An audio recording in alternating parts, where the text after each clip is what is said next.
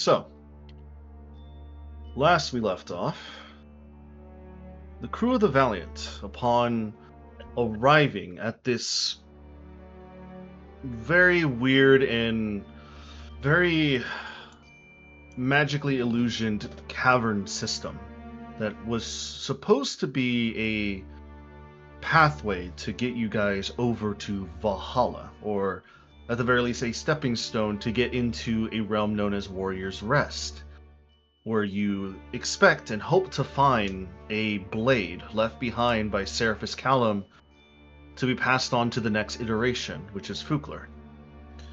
Upon arriving, you managed to explore the general area before you ran across a woman who was currently not of the best of spirits. Her name was Branya the Flamehair, the Shield Maiden of Dawn. Upon explaining that how she was once a grand warrior, defending a dying sun, defeating a sort of cosmic dragon-like beast, she fell in battle and arrived here. Upon asking further questions and with some divination magic, you found that her soul was entirely not complete, as it was trapped beyond the astral wall, taken by the thing that you call the beast. Upon saving the rest of her soul and having a small conflict, you all managed to walk and wander your way through the ancient caverns, kind of roped around a never-ending loop before one of you, Fukler, decided to try to find a divination trail that you did find a certain very specific pathway that you had to go through the cragged rocks to make your way to the next area, where you met Harvik Greathowl, a supposed worm slayer, this barbarian Goliath of a man, who, upon sensing, was not entirely the goodest of people. Upon seeing visions of what he has done recently, you've all collectively decided that maybe it's not the best to interrogate or pester him any longer, and you left. Upon leaving, you managed to run across a certain robed individual, but you paid him little to no mind as he was just mindlessly singing away, and you made your way outside of the cavern. Upon looking this giant lighthouse, this place known as Valhalla, across this rainbow-patterned bridge.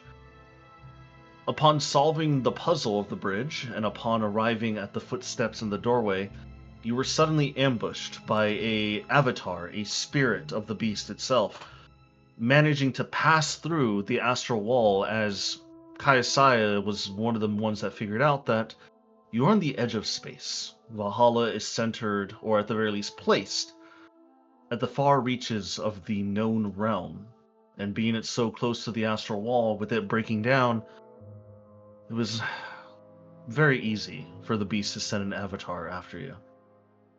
Upon figuring out the puzzle and being saved by this monk-looking robed person, this male or female, you couldn't exactly tell based off the quickness of everything happening in Bayhorn. You managed to pull everyone together, and through the sheer force of will, you managed to close the door behind you, and everyone is currently safe inside. Albeit, some of them are still clutching their heads due to the great force of just being near the beast, that they didn't have the will to save through it. Oh, they'll be fine.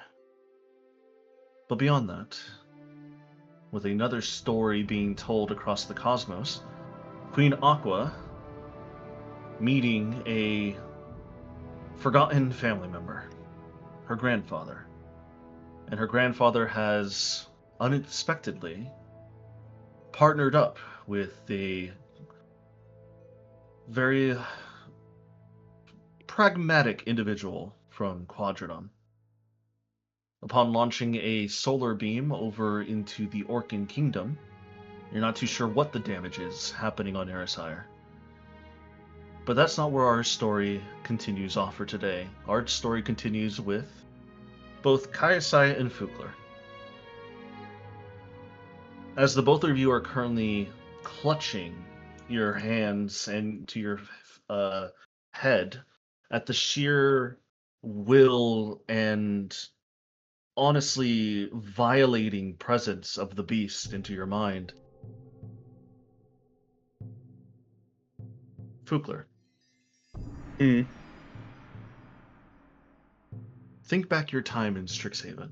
Oh, piss.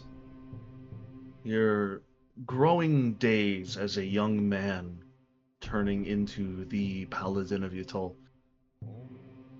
What is a school day memory of yours? Any of them will do. School day or just day? Just a day. Just what is a memorable day of yours? Finally cracking open the lion, the witch, and the ward. Is it the wardrobe or the warlock?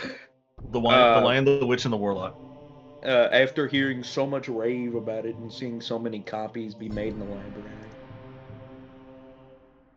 As your mind is currently fogging over that memory, it slips, and you no longer have that memory in your head.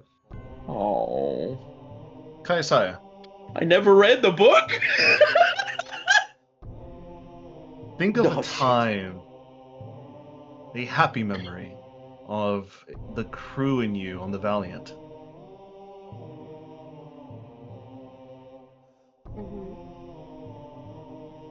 What is your memory? Them watching from a very safe distance a star going supernova. From that safe distance of the star going supernova in your mind, your memory is warped. You don't lose your memory. You were too close. The supernova damaged your ship and it sent your ship into turmoil. It is barbaric, nightmarish. You don't understand why the memory turned into such a thing. But in the back of your mind, you realize that the beast's influence upon your mind is corrupting the things that you've seen and the memories you hold. So instead of a happy memory, it is now a nightmaric memory. It is a memory you do not wish to remember. You do see the rest of your crew, the B team, like shaking their heads, kind of rubbing their temples. Finnegan's just going, looking at you, at you three, just saying, "Did we just? Are we dead, or did we enter Valhalla naturally?" That's a good question. Fukler will That's a punch the back of fantastic Bayhorn's question. head. Ow! Well, you did get You know what? hit I'm not saving physically. you anymore. I'm gonna Huh? check. Are we alive? You feel Bayhorn's alive? alive. I'm pretty sure he's made out of solid things. What did you say, Adrian? You feel alive, and as you're looking around, you see this very empty-looking tavern. It's not. There's not really populated. You see a few shadowy figures. You see that there's lights, there's food on the tables, there's mead. It's just there's no music. It's just still. It doesn't feel like this lovely place or this grandiose place that you feel like Valhalla should be. But as you're currently looking around, you do see the robed figure entirely head to toe. They are completely wrapped, almost looking like a mummy.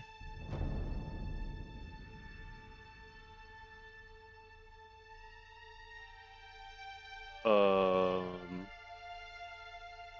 Hi. You see the figure just cross their hands and cross their arms in front of them, kind of like just like a very tough looking position in front of you, Bayhorn. They kind of like tilt their head at you and they'd say, "Now what is what's a mortal doing outside Valhalla's doors?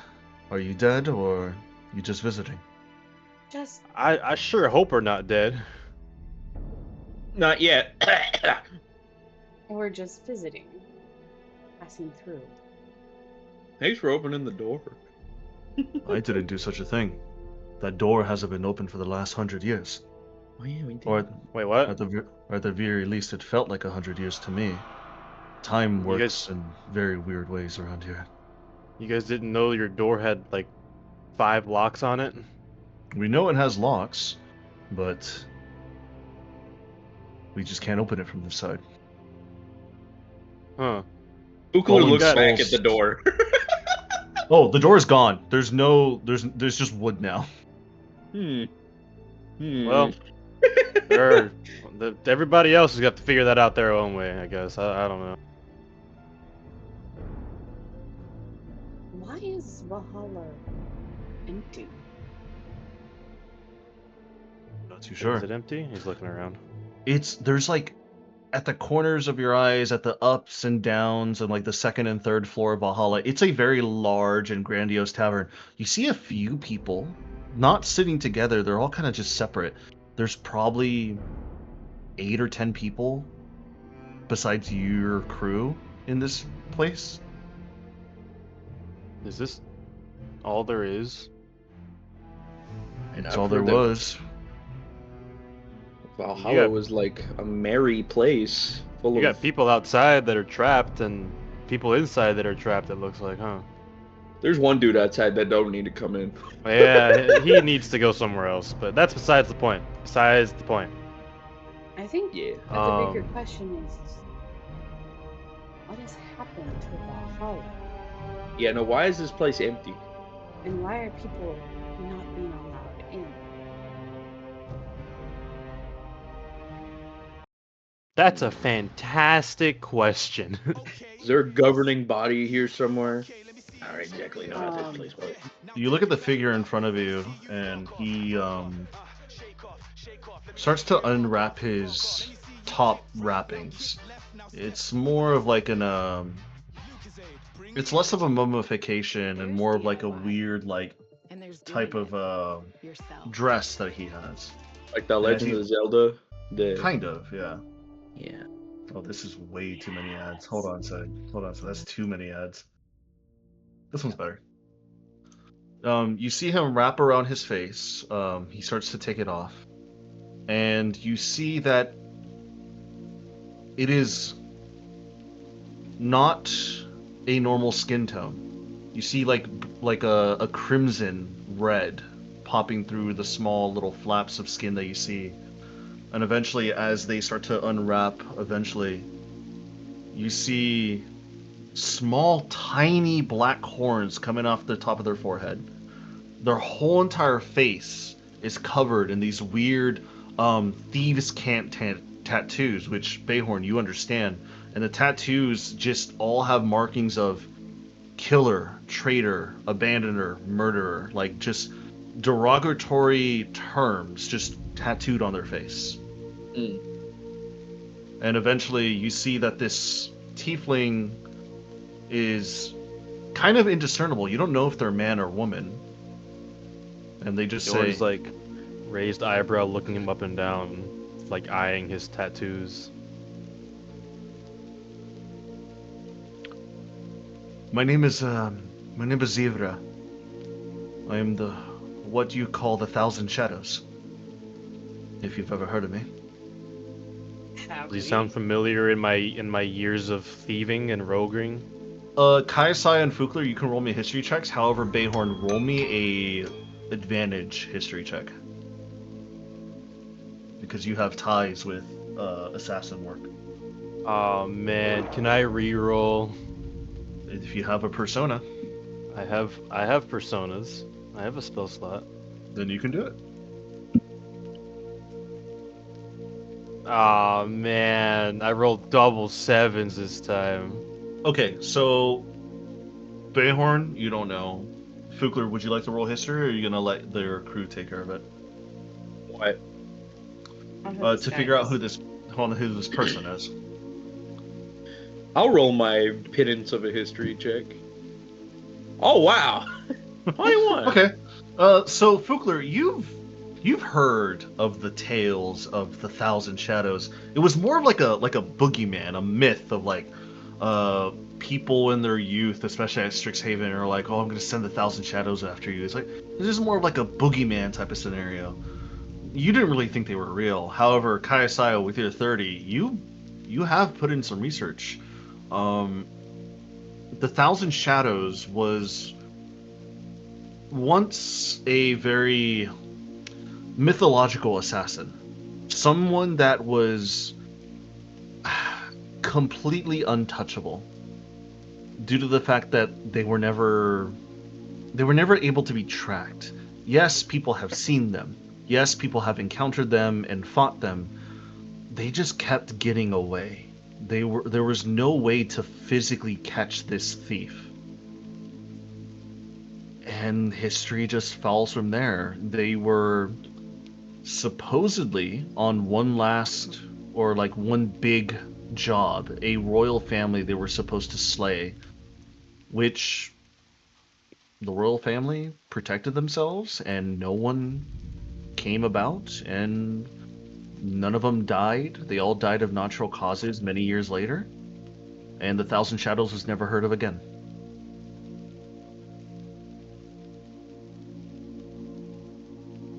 So, yes, you finally got caught. It's more or less I let myself get caught. Oh, It was I guess you could say it was a very honorable time, and I guess that gave me enough passage to enter whatever this place is. This place, as far as I know it from some of the other folk, is supposed to be Valhalla, but it seems like it's mainly just a place for wayward souls who fell in battle to come to. I'm not exactly too sure how the inner workings work. I'm recently new, so I don't really know if anybody has an authority figure here, but people come and go. There doesn't seem to be a tavern keeper or a barmaid. The food and the drinks just come out by themselves at the middle of the night. I don't think that's how this place is supposed to work. mm-mm. Why, what did you hear about this place? This is a glorious respite for warriors. They can do battle endlessly, or rest, or drink, or eat, or whatever. Well, it's plenty of food and It's drink not. here, but It's pretty quiet though, is the problem. Considering there's how many always. people have felled in battle. Well, maybe their souls never reach this place. Yeah, There's plenty that's of the battle, problem. though. There is an arena. If you go upstairs and to the back right, there is a staircase leading up into the grand arena if you wish to take your swing at it, but I really don't give a shit anymore. You can't really beat endless food and drink in the middle of the night. Although it does get a little bit boring. Well, Oh, you know a little bit about me now. What about you? How did you all get here? You have a motley crew about you. Uh, we're looking for something. we found the physical mortal entrance to Valhalla. That too. I didn't realize there was a mortal entrance. What did it Yes, look like for you? a bridge, a locked door, a cavern. I don't remember a cavern. I remember walking and wading through endless sands. I I think it looks remember. different for everybody. I do remember a bridge, although it wasn't as colorful or anything. And then I do remember a door. And I crossed through it just fine. Well, you just opened it and walked through. I did, yes. Why did they get the Something easy wrong. ones? No. Something's wrong. All right, where's the head honcho? I think we need to have a meeting with him. You see, not a person coming over you. You see Branya kind of just step ahead of you and just look around, and she just. You see her biting like her lower lip, like her left side, and you see like a bit of like trickle of blood coming down, like she's She's internally raging. She's like just looking at the place, and you can tell based off your base insight that she is not happy of what she's seeing. She then just speaks out loud and she says, "This is not the place that I was promised. I should have just stayed out there in the cavern. What is this place? This isn't Valhalla. This isn't the place that I've grown to fantasize in my youth." This, it seems, is how would you put it? Somebody seems, at least to me, to have taken over, and they should not be here. I mean, considering we fought a creature of the beast getting in here, and considering where this physical location was, I think we're dealing with the consequences of losing a second. I don't know if that would exactly equate to this, A because second what? a second at the end of time. But The physical entrance is at literally the edge of the astral sea, right up against the astral wall.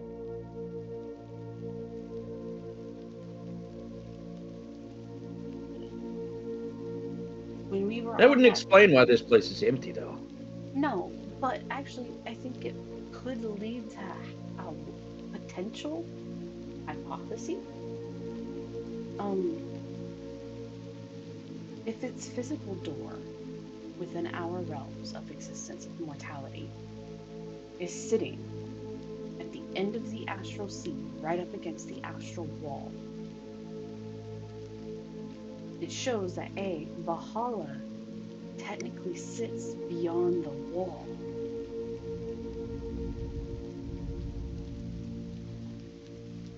Valhalla is outside of. Yeah, it's No. technically an afterlife. It is. It's technically an afterlife, which means we are past the wall. And what else is beyond the wall?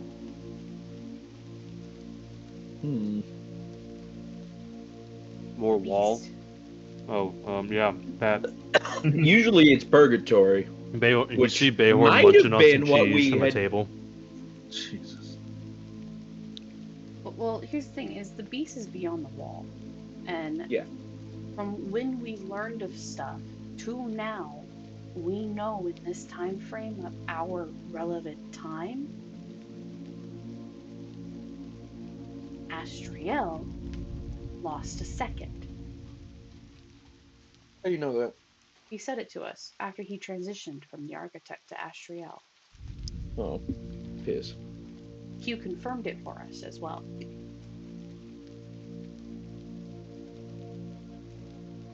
So we're down to 6 seconds. What happened during that 1 second is things got wiped. Potentially. I don't know if that's the case, because that wouldn't mean that every single hero from our timeline would also be gone. Not necessarily. Then why is this place empty as balls? I mean, See, she will gesture to the few who are here. It's not entirely dead empty, but its population certainly has been destroyed. It might be that since that second dropped, these people have entered in. Population might have been completely destroyed and these people gained entry before the doors were sealed. I don't know, and theorizing is not going to make it known to us. So I'm just going to ask the person who looks like they've been here the longest. Fukler is going to look around at the 9 or 10 different people that he can see that are currently here, Adrian, and see the person who looks dressed the old-timeiest. Go ahead and roll me a perception check, please. a 19 plus 3 for a 22.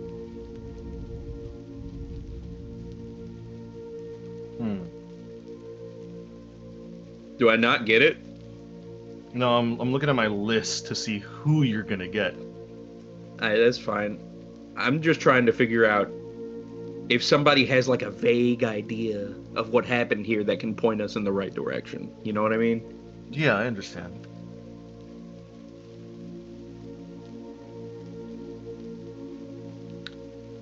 You turn and look around, and oddly enough, you see a few people with your roll there. The few silhouettes you see, with a 22, you see an older woman who's currently stirring what looks to be like a cauldron in front of her on her table. You see a furbolg, huge and moss covered, wearing like this necklace of like dried flowers. You see another smaller individual with like a hood over, but you can tell through the ears of the hood it's a kobold, wearing like these wire rimmed glasses and like having an apron with like a bunch of ink stains. And then finally you see a bigger, much older, rusted, rotten wood, oak wood plastered on their body warforge. This hulking construct of steel and oak, engraved with like battle marks and some weird runes. Who do you want to talk to? Have I ever seen a warforge made with wood before? You've never seen a warforge made with wood. The only warforge you've ever seen is the brand new warforge that you and not you, but at the very least Bayhorn has made. No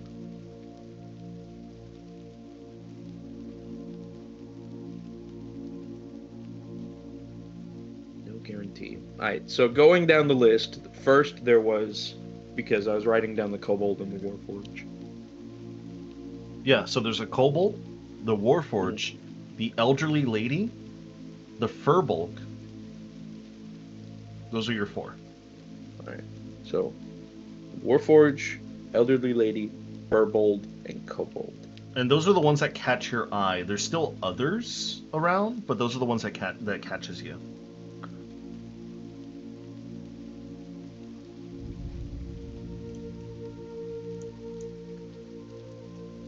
Wouldn't that mean the warforge would have to be sentient? Maybe.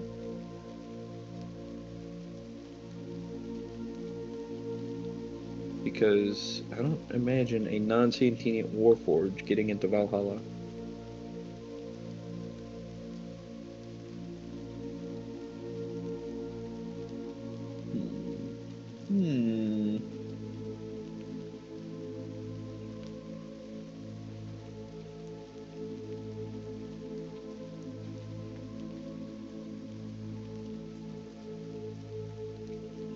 Bayhorn, who do you think?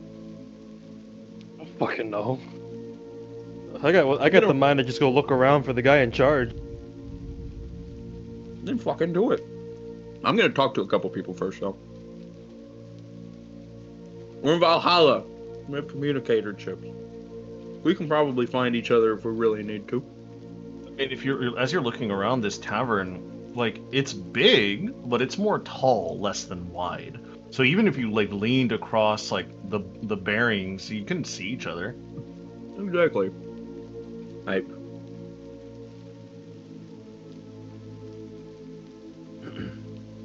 Let's start with the dude that's in front of us, the monk, right? Or the tiefling ninja dude. Yeah, Zivra. Zivra. I'm gonna ask him, hey, dude. Well, does anybody actually know what happened here? Right, at all? You see Zivra is currently studying your crew and watching Branya as well. She kind of turns to you and, or they kind of turn to you and they say, no. Like I said, I feel like I've been here for about 100 years. I don't exactly keep count of how long I've been here, but I know it was a very long time. And it's been this empty the entire time. Some people come and go. Very, very few, though. It's been getting lesser and lesser every year. When I first got here, it was actually quite, decent, I guess. Or at least comparatively to what we see now. Maybe 30 to 40 people in the tavern at once? That's still small. Is it? Like I Compared to said, what history says, yes. but yeah, this is about it. It was very interesting to see the door open up again. We thought it was just going to be a lonely soul coming through finally. So when I went to go check and look, I saw your whole crew stumbling. And I just reached out a hand and you guys grabbed on.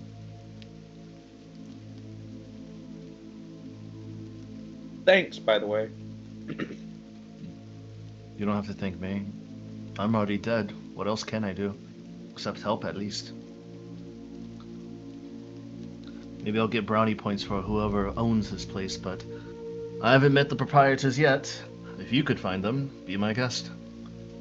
That's the plan.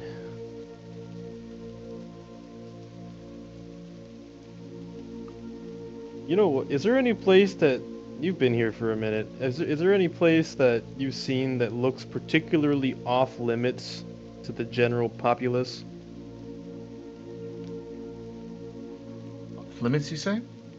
Yeah, like There, you get the feeling you shouldn't be going there, or you know, it's locked, or stuff like there that. was a room that was able to be traversed in on the second floor to the left-hand side.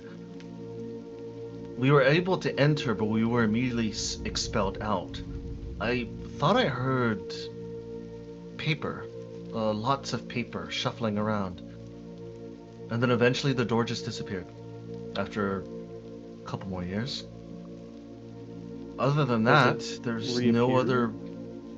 No, it hasn't. The only places around this tavern are what you see around you, eating and drinking area. A band should be right in the middle of this place, but they haven't been here in a very long time. And the separate rooms on the third floor where you can go and rest. And of course, the arena. Anyone can go there and initiate a challenge with the statue.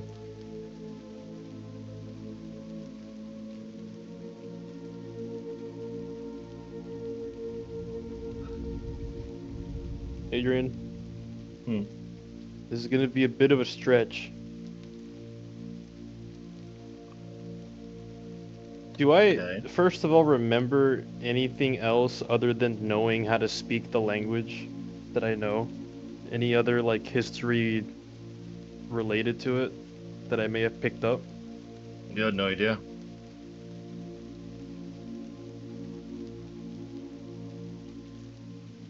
You just know it. You're not too sure why. Where's my wife? Where's Isolde? Isolde is Bottle. currently taking a seat next to the B team. She's just kind of taking a look around. I'm gonna walk up to Isolde and say, Isolde, how do I know how to speak Nordish? I don't really know. I assumed you learned how to speak it because you were paired up with Thorin, right? Remember when the Red Wizards took over us? We weren't completely slaves. We had some free will as long as we listened to them. Maybe you learned it when you were paired up with him. Was Thorn Nordish? He knew the language, but he himself was not. He was a Goliath, yes. He knows the language. Do I remember this at all? Like the time that I spent learning it? You have no idea. Can I roll a history check? Go for it. I rolled a natural 20. Even with a natural 20, you remember bits and pieces. You remember those long nights, those campfire stories, the the bodies you had to dispose of for the Red Wizards. And you remember speaking to Thorin, and you remember him teaching you some language, which turned out to be Nordish. But you don't remember anything else past that. You don't remember how he knew it. You don't remember why he knew it. You just remember the time he taught you in between your daily missions for the Red Wizards.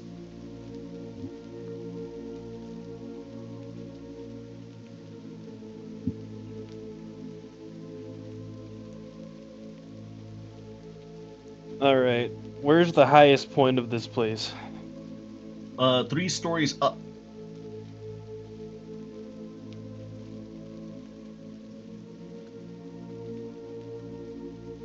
I'm gonna just go poking around and see what happens.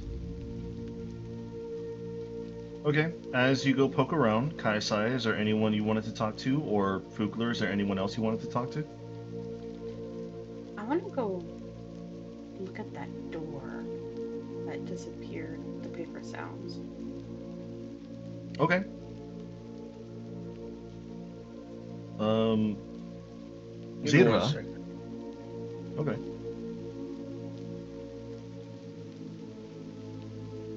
You can keep going. I'm just gonna do something real quick.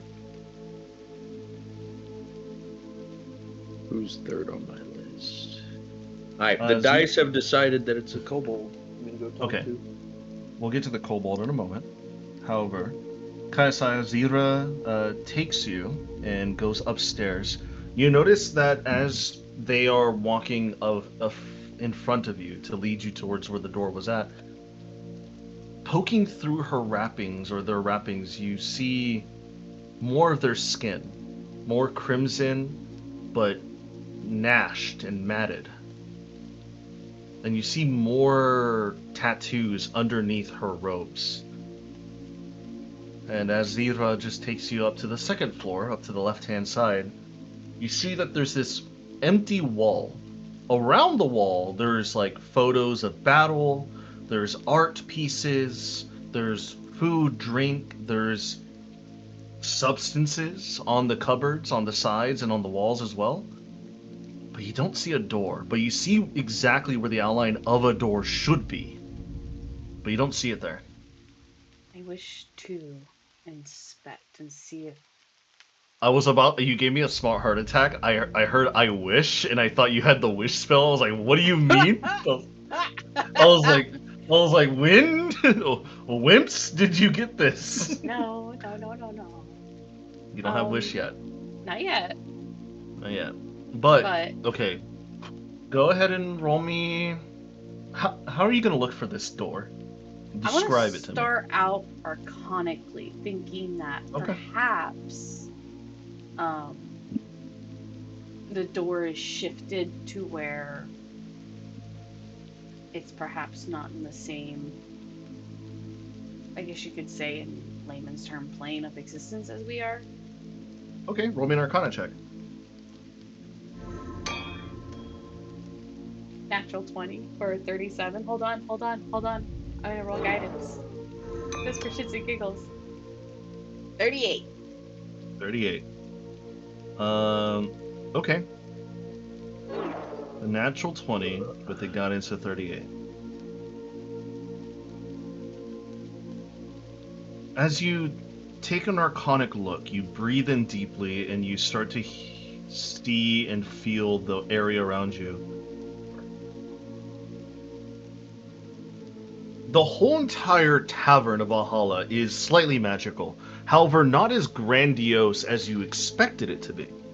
And as you pinpoint your mind to focus on the doorway, this door entrance, your mind's eye sees this gravitas-looking doorway, blue woodwork, marbling for the edges, golden filigree on some of like the design, with a very nice arched but silver handle.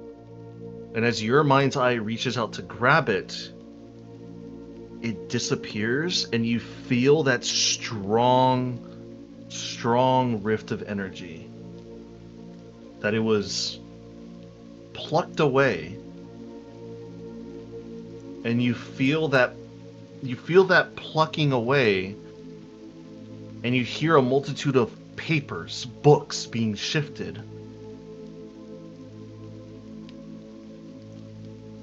And you sense the powers of the architect lingering around the door. Gonna get into a magic door? Well, magic door ain't there. The magic door was taken. Following that sense of magic, can I pluck it back?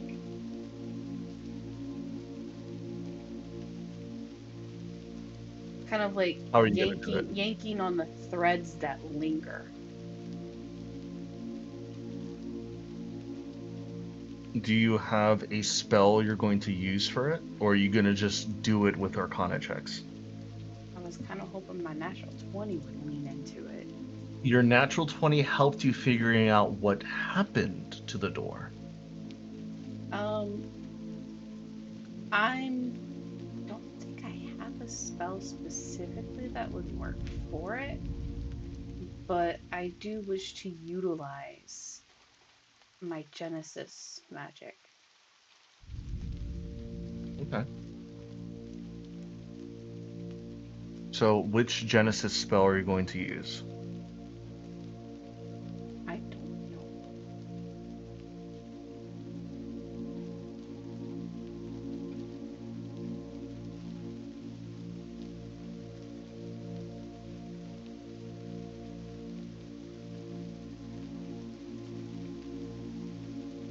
I think I'll use my Genesis. Hold on. Remind me again what we're doing here again to the door? Well, the door just so the architect yanked this door. He yanked the room and moved it somewhere else. Okay. And we're trying to yank it back? I'm trying to yank it back. I have a suggestion beforehand. Oh yeah? Why don't we just ask him for the door back? I don't even know if he could do that, but try it. Ask him. I'm not good at religion. Okay, I will. Before I utilize my Genesis magic, I will say, Astriel, if you are able to hear me, can you return the door you took as the architect back to Valhalla? Roll me a religion check.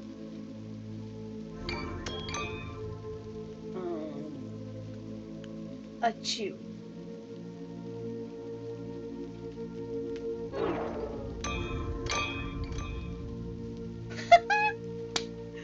Another natural 20.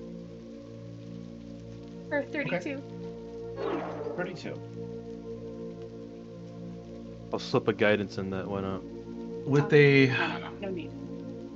religious prayer being set out to Astriel, the one formerly known as the architect or Janaris Vex, you hear a subtle warm and very gentle curl of a voice happening in your mind. I'm sorry. I can't just return it. It's currently being occupied at the moment. When this is all fixed, I'll return it then. Ask him what it does. What is in the room and who is occupying it? Do you want the who or the what first? Who? Your father. Oh, The what is the Endless Library. oh, I'm sure you've heard of it. yes.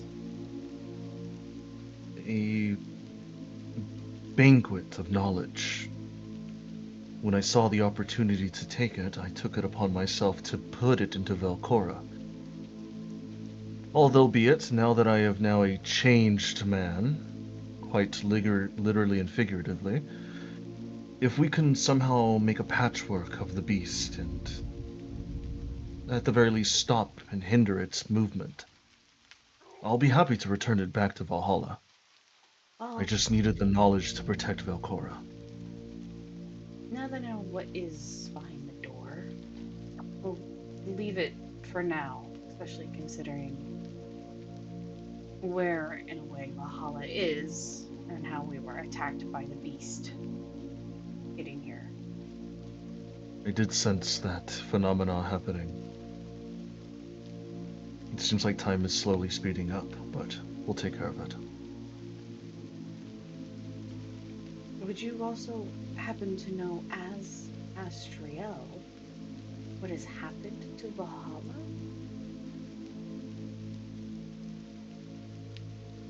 Valhalla is something that I do not have an eye on 24/7. I took the Endless Library for my own use for Velcora as the architect, but sadly I do not know why Valhalla's barring its doors off to any wayward souls. I'm not the goddess of death. You should ask her. Amber, that's to you. And you feel his presence leave your mind. Okay. I'm gonna go to Fugler. Need something? Yeah.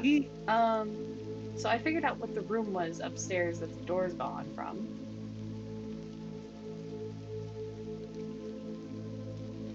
Okay. It was the library of libraries. It'll be something we can fix later, but Valhalla is Yatolt's domain. One of them. Perhaps you should ask your goddess what is happening here.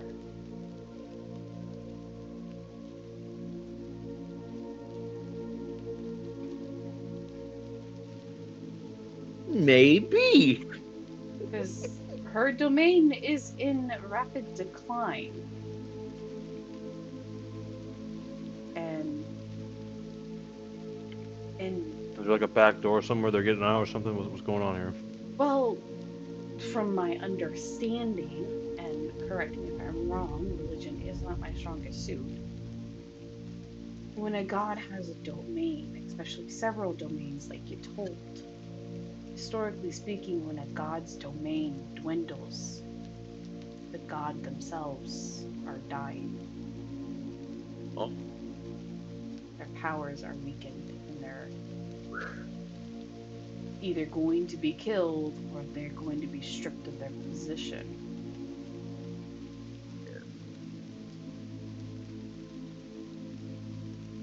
I don't like the context to this. Well, Does that make? she has said herself, you are the next in line to go after her. Yay.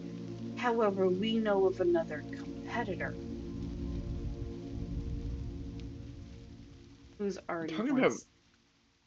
you talking about Vecna, Yes. the dude who's getting his ass beat right now? Well, even look, I don't know what's happening there. We haven't looked in a hot minute. But either way, there is grave concern considering your goddess's domain is in a very weakened state with very little patrons here. She is technically the head honcho of this domain.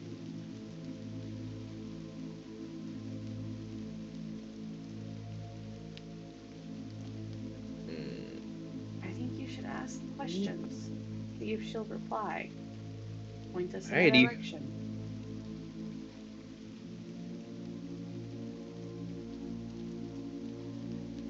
What this? What you said? I'm gonna kill you. I was thinking that exact same thing, but I went quiet before you said it. I didn't want to start that.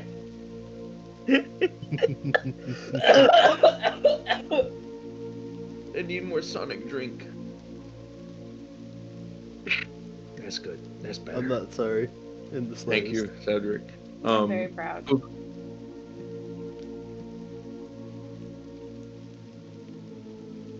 Fukler, really unsure of how to process what Kayasai is saying to him, will try to find someplace secluded. He's going to want to pray. Get some advice in private. So, after finding like a broom closet, You would go in one of those. or like a dining hall that's not being used or something. There's like not that. really broom closets or extra dining halls. However, on the third and top floor, there is personal rooms. There is like rooms with beds that maybe fill up to 2 people, maybe more if you really wanted to. Some nightstands, and some chairs.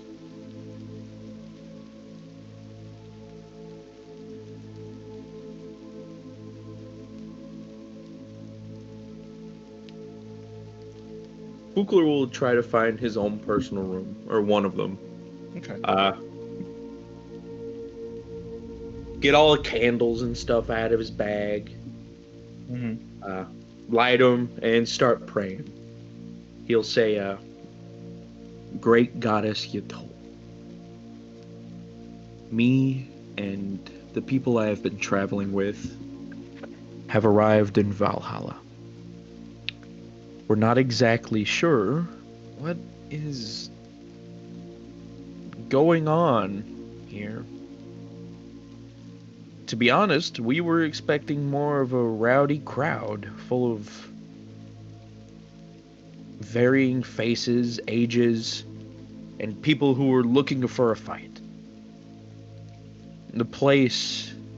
This place, has always been held in such high and esteemed regard, as one of the ultimate victories a warrior can bestow upon themselves, dying in battle and arriving here, so that they may eat and drink merrily evermore into their eternal future.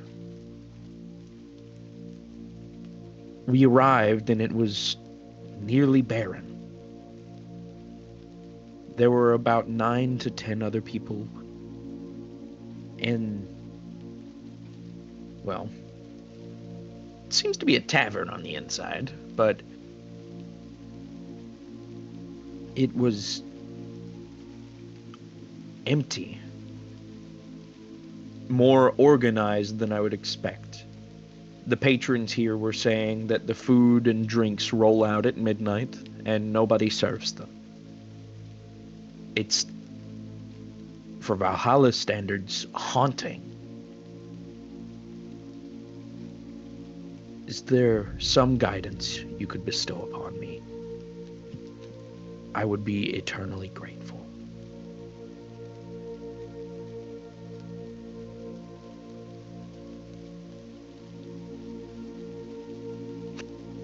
And that's it. He's gonna wait. Go ahead and roll me a history check. Or not history, a religion check. I was about to say history check. What the heck? Religion. Well, that was a 19, but let me roll one more time because I was supposed to roll at advantage. Whoa. 27.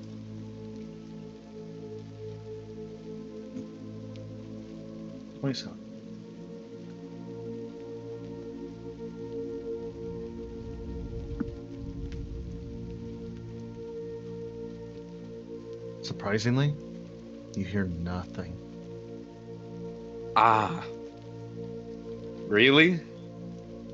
Really?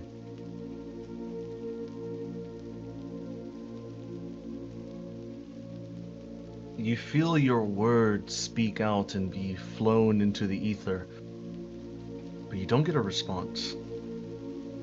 That terrifies you a little bit. We're gonna move on about our day, pretending that didn't happen.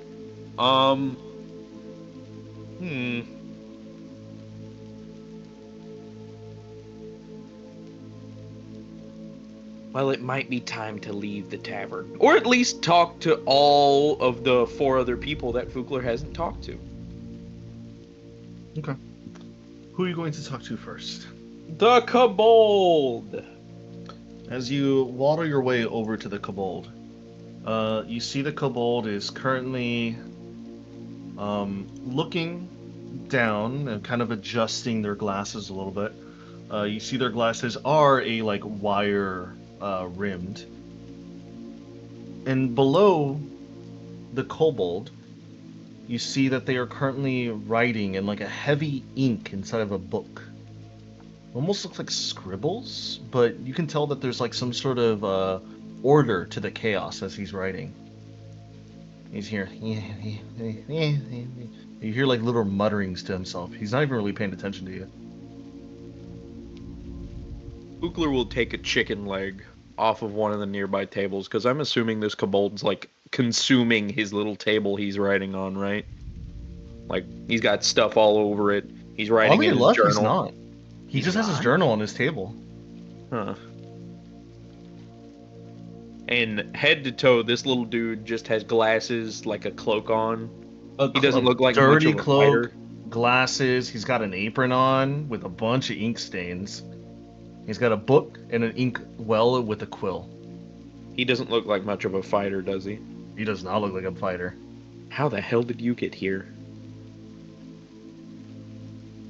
Fugler, being as stupidly lovable as he is, he's going to rip a chicken leg off of one of the chickens, the big turkeys, Okay. start eating one of them, It's sit pretty good. across from the kobold, and say, "You want more?" You see the kobold kind of just looks up at you. He says, "Hey, are you dirty?" asking- And he looks straight at your boots. Are your boots dirty? Yes or no? Fugler likes to keep himself in high esteem, being a nice, beautiful, pearly white boy. He is a paladin of death. We just walked through a cavern cave. Yes. I don't know yes. what type of ghostly residue is on his boots, but maybe. Bunch of mud, bunch of dirt, maybe some dead worms. They're dirty. He looks at your boots and he immediately just says, "Keep your boots clean. What are you doing?" I am so sorry. We just got here to Valhalla like 5 minutes ago. I am. Ah. Well, welcome. I'm glad you had a premature death. Mm. And you see, he is just squinting at you. Just straight squinting at you. Fugler goes from like jolly, like smile to like concerned, like furrowed eyebrow, like in half a second, because he said, "Glad you had a premature death." Fugler's like, okay. Do you want a chicken leg? And Fugler holds it out in front of him. This shit's actually pretty nice. And I was wanting to ask you a couple questions. He takes the chicken leg from you. What is it? Pretty busy. Well, first of all, how did you get here, for lack of better vocabulary? You want the long story or the short story? Well, you don't seem like much of a fighter, I'm gonna be honest. What is that supposed to mean? You look well kept. You have, well, more of a writer or researcher than somebody who seeks battle openly. Well, we put it that way, kind of. But brains over brawn, I guess. Yeah. And so, to come to Valhalla, usually one of the requirements is you have to die in battle, right? That is correct, I suppose.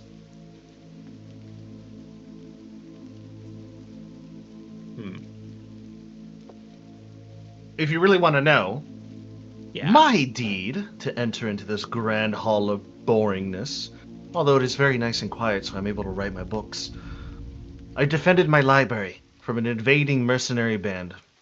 I triggered all the traps, all the alchemical defenses.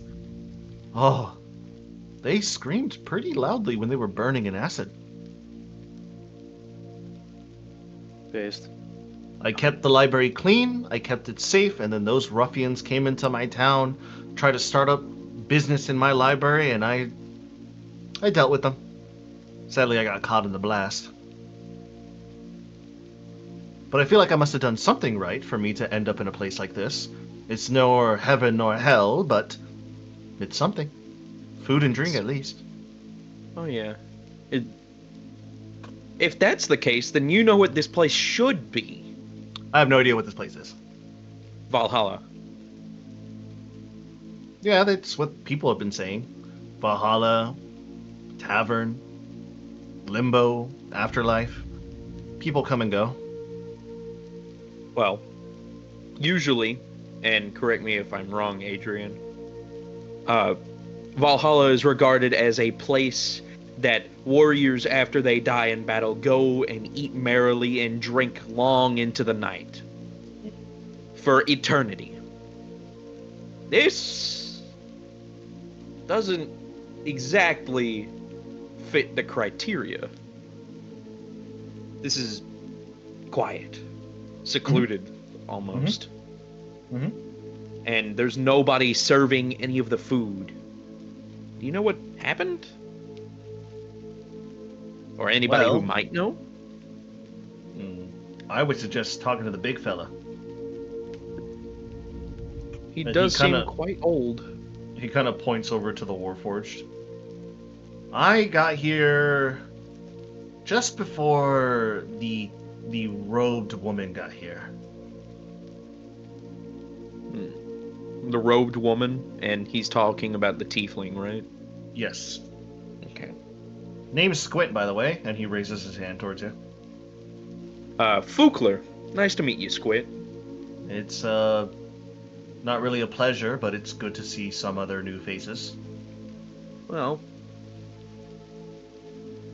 I agree. By the way, what are you writing on? Or writing about, really?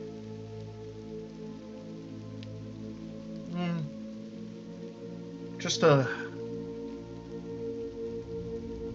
a memoir of memories and research that I've made up until now. I guess. An insight check on him? Roll an insight check. What are you inciting for? Is he lying to me? Let's see. It's a really weird thing to lie about, but 21, 18 plus 3. He's not lying to you. Is he just shaky about it, I guess? He's Unsure. a little bit shaky. Yeah. Well, if this wasn't the afterlife, I'm sure many people would love to read it. In fact, if you have any copies, I used to be a librarian for Strixhaven, so I'll try to see if I can get any of them in there, if you want to try and get any of them published. Strixhaven, you say? Yes. Maybe. We'll see how it goes. Well, if that's the case, I wish you luck. And Fukler is going to get up and waddle his way on over to the next person. Okay. Let's gonna go see talk who to? it is.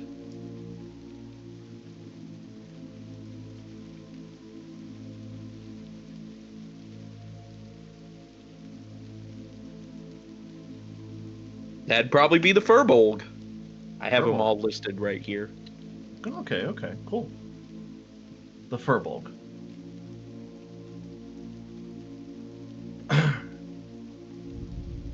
As you walk over to the other side of the room to go meet with the Furbolg, you see down below your team is currently investigating and doing stuff on their own, especially the B team. They're kind of just looking around.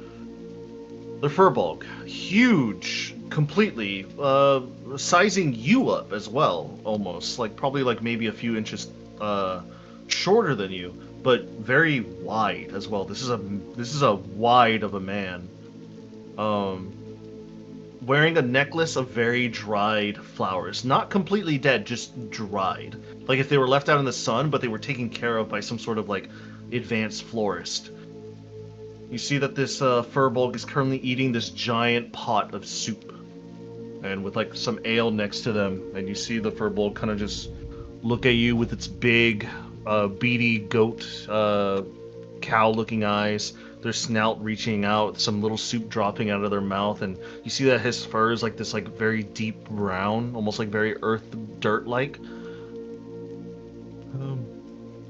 can I help you? Fugler, That is on his not the way voice over I here, thought he was gonna get. is gonna make sure to grab a bottle and 2 cups. Even though I don't know how large this man's hands are, so I don't know if he'll be able to hold one of the mugs. He's gonna say, well, I'm just asking a couple questions around the tavern. And if you wouldn't mind asking, or mind me asking, I figure we could do it over a drink. And Fugler holds up the bottle and the cups. You see, he kind of just like takes his giant 4-fingered hand and kind of like picks up his own mug, and he kind of like looks in it. Yeah, I could use a drink. Alrighty. A drink sounds nice.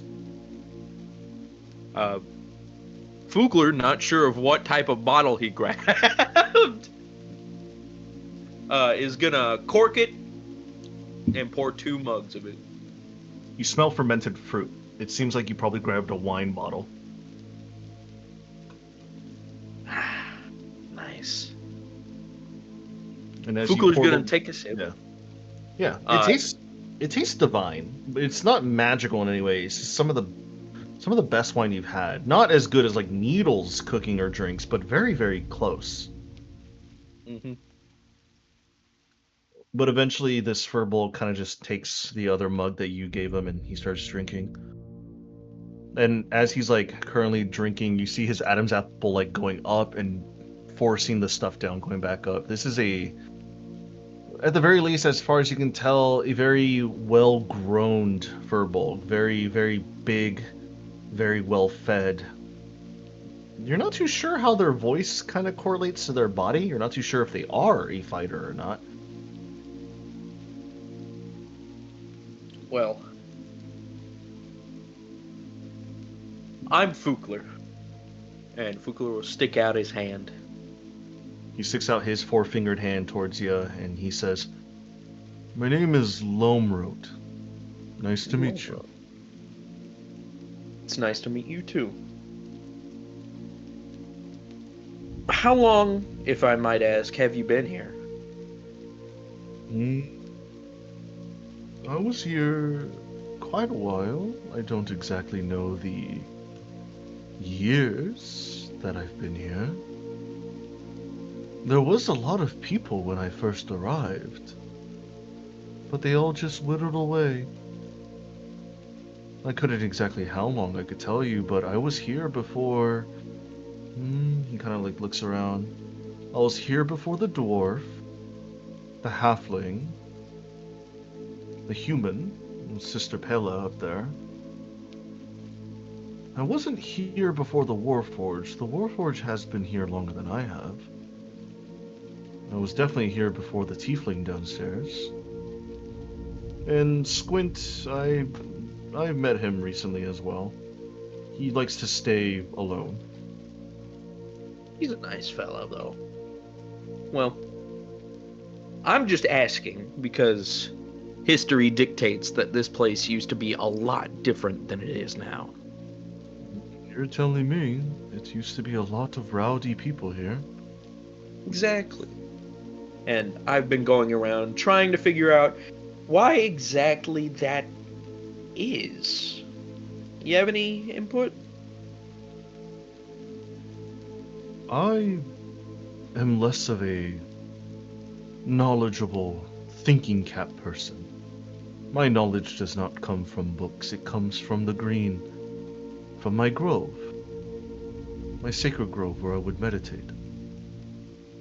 I would assume that something is imbalancing the world, or at the very least the universe in kind, and it's causing this place to falter and wade away.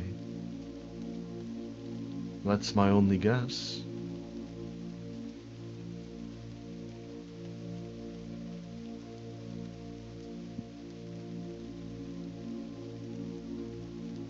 You know, for a guy who claims he might not be the brightest, you sure do give pretty good insight. Insight, I guess you can say, comes with wisdom. And wisdom is in my opinion, far better than just raw intelligence. And many Understanding would agree. feelings, environment. This place is not a... I don't exactly know how to explain it. This place beats like a thrum of a heart. The fires burn softly. Sometimes it roars with a heavy flame. You can't exactly whittle your way out of this place with intelligence. But I'm happy to be here nonetheless. The food and the drink is always good. Do you have any other questions for me, Fukler? Well, not exactly. So, all the people just up and disappeared one day? They have. I don't know exactly where they went. Strange. Okay, I see you. Okay, let me see you, Cherry Hill. Well, Yeah, now take it back. Let me see Hmm. you rock off, rock off. I might go ask the big guy now, or at least a couple other people before I go ask him, because from as far as everybody's been saying, he's been here the longest. So I might save him for last. But it was nice meeting you. Rock off, rock off. Let me It was good meeting you too. This is And not the music that I wanted. this is worrying music, This is I'm gonna be worrying. real. Maybe this one will be better. Okay, I see you. But Okay, stupid let me see you, advertisements. Cherry Hill. There's so many Oreo ads. Puffball cereal. Let me see you rock off, rock What? off. That actually looks fire. I just got Oreo cereal. Let me see you. Like, they were like Cocoa Puffs. Ooh. Some of them were little round marshmallow cream bites, and some of them were like the hard crunchy parts of the Oreo. That actually looks fire as a cereal. I'm gonna buy some of that next time I'm at work. This one's pretty Anyways. Sorry. You're fine. Are you just looking at that fucking Sam's Club or something?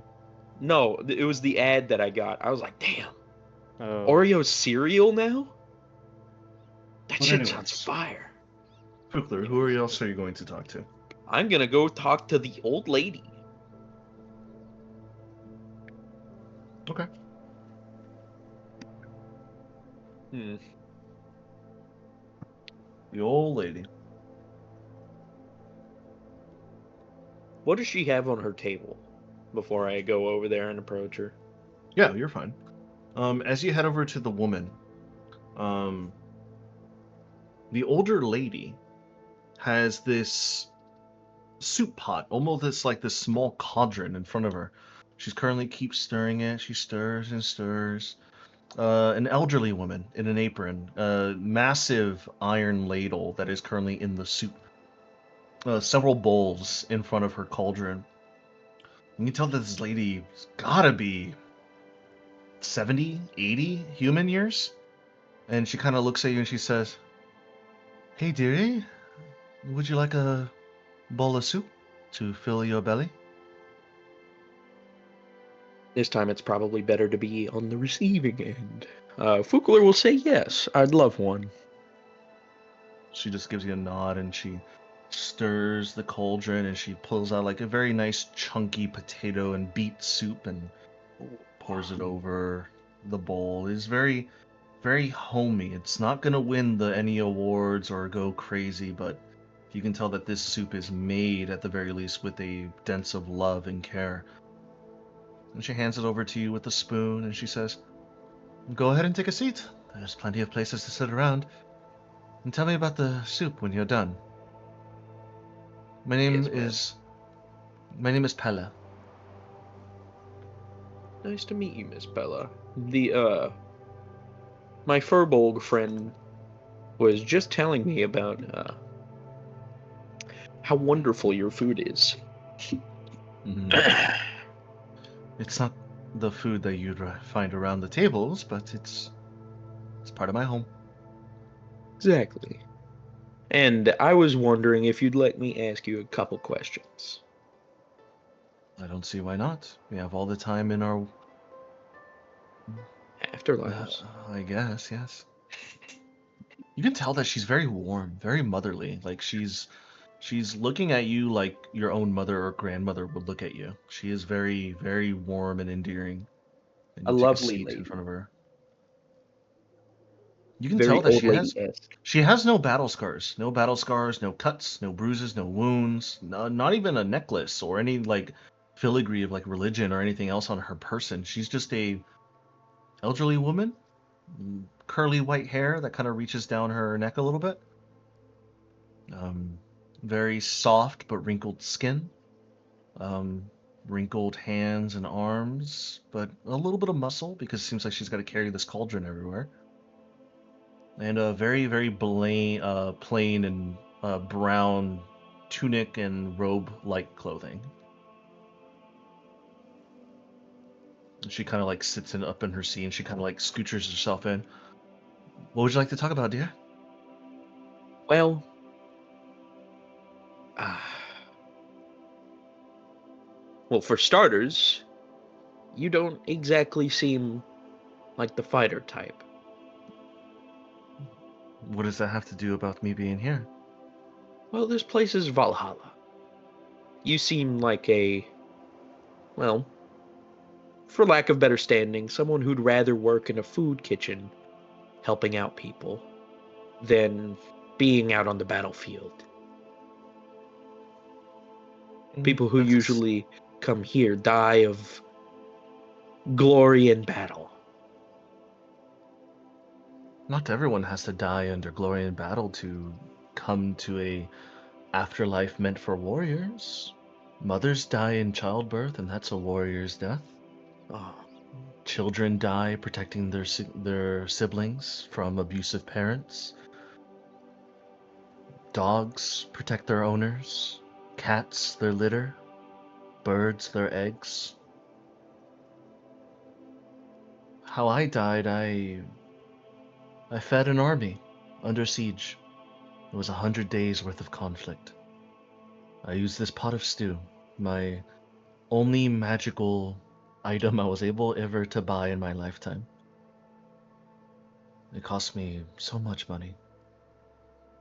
I kept the morale and their strength alive until reinforcements arrived, and on the 101st day of the war, I never woke up again. I heard through my fleeting breath that the doctors above me told me that my body was going out. I was lifeless. I couldn't speak, I couldn't open my eyes, but I can hear people weeping around me, praying for me, wishing that wherever I go, either in the next life or in a place of rest, that I will be happy. And I guess some of their prayers worked. I'm not the happiest being here, but it's better than darkness, I guess.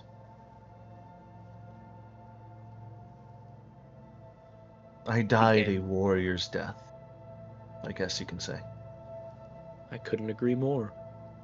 And your outlook is completely right. I was just referring to the way most get here.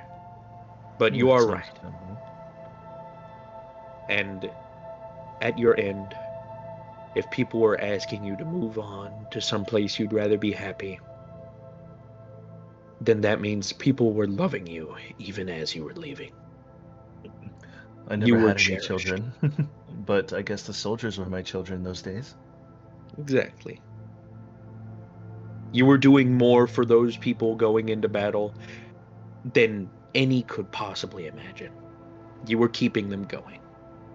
Even after losing friends on the battlefield, they could come back to a hopeful, nice meal. And people would say that's worth a lot more than just going out onto some battlefield and fighting. But I do have a couple questions, if you wouldn't mind me asking. We have all the time. What do you have to ask? Well, besides how you got here, I was more wondering if you knew anything about the, well, emptiness of this place. Hmm. I never really questioned it, to be honest.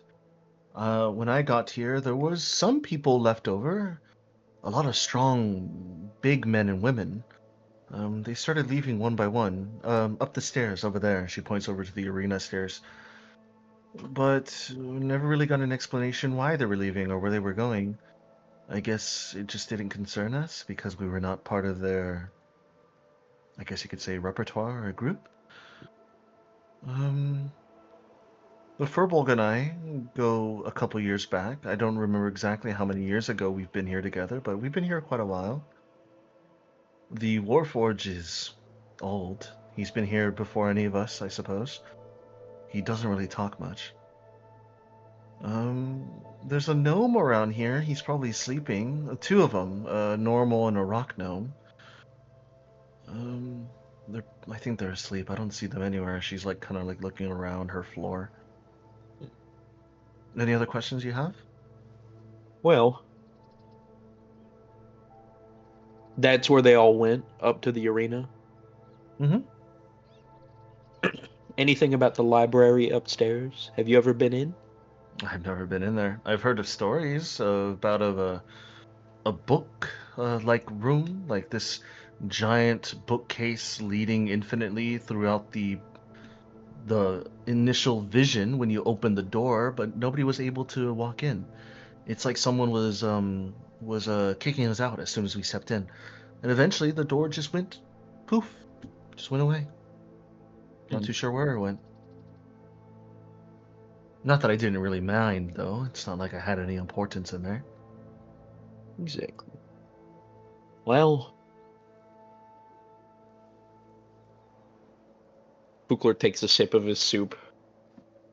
It is the middest soup imaginable. It is like Hmm. it is like warming up like frozen Panera bread soup in a microwave. Needs a bit of salt. What was that? You see her like audibly like and like very alertly like looking at you. I just sniffled. Oh, okay. She keeps stirring the pot a little bit harder. She totally heard you. You just offended this poor old grandma who died in battle feeding soldiers. That was her I signature probably- soup recipe that she was very, very cherishing, and you just stepped all over it. Buchler's a cook. He can't help himself. That's true. Don't give it It's to called Tiana. common She'll decency. be so critical about it. She will. I'm keeping an eye on Tiana in the room as well.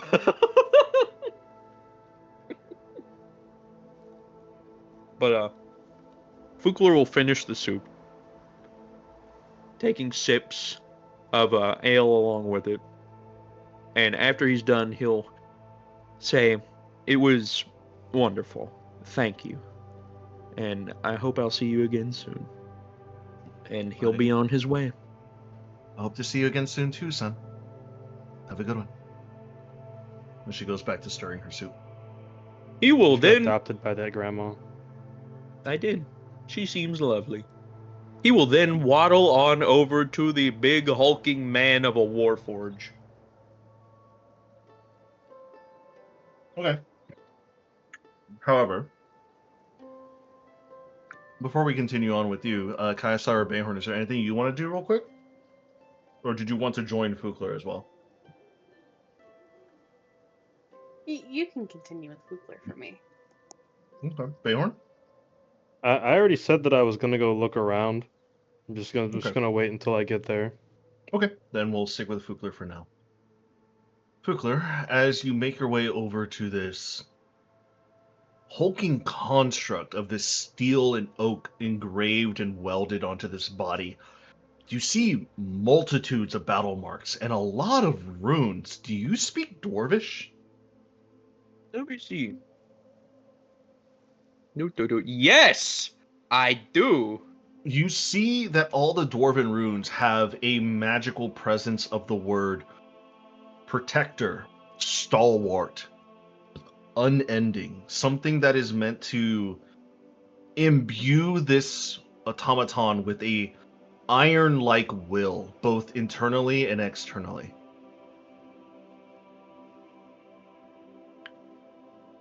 As this Warforged is currently like just sitting hunched over in a bench, just looking at the table with nothing to eat because it's a Warforged.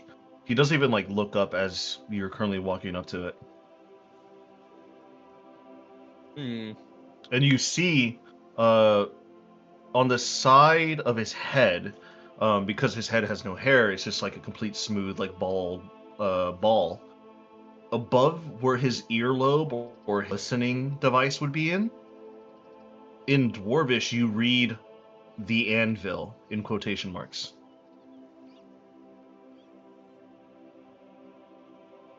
The anvil. He's a salamander. I guess that's a very apt way of putting it. Yeah, Cedric. He is a salamander. But he's also made is of he wood green? and stuff like that, right? He's made Please out of tell me he's steel green. and oak. He is not green. He's Damn it! his steel is brown and rusted. His oak is overgrown and mossy. So he does have a little bit of green. He's a salamander. I don't exactly know what to offer a Warforge. Because Reuben, usually... Huh? What was that? The living charcoal flame that Bayhorn. No, I was gonna just say give him some oil to, like oil up his joints and shit. The Mhm. sacred oils. That's a The Warhammer sacred reference. oils. That's a The sacred Warhammer text. reference. Yes. Anyways, Give him a big old red wax seal with some ribbon on it. Make him sanctified in the name of the Exactly. emperor. Exactly. He will do good things. By the way, those are seals of good deeds. That's like a way of trash talking the enemy. So if you ever like see one of those, it says gonna beat up 12 eviscerators, going to behead 12 Tau. Like it has like it's like a glorified to-do list.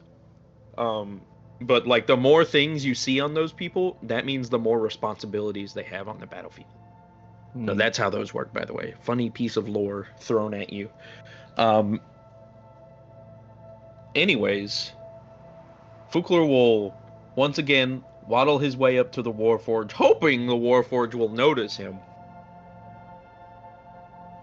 Because No, does you're he have too like tiny. that 1,000-mile stare type feel? He does have that 1,000-mile stare. Oh, fuck. If that's the case... Huh. How should I go about this? Can't play dumb, can't play smart. Because either way, that's rude. Do you want help? A person who doesn't eat or drink. Low key, I would appreciate it because this one's a bit out of my wheelhouse. Oh, it's walking up and saying hello like a normal human being. Well, duh, dumbass. But you know what I've been trying to do the entire time? I'm doing what police do in police stations. Have you noticed that? I've never been in a police station. Okay. So police Nor and do I police want to. stations. Police and police stations buy food and usually are trying to be really nice to people who are, like, let's say, either victims of happenstance or stuff like that. This dude, if he was, like, actually zoned in, seems like he would rather fight me.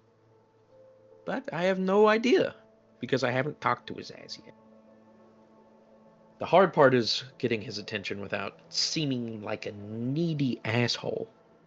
I don't want to come off as salesman-ish. Just look confused and say, "Excuse me, sir." No. But also don't assume it's gender.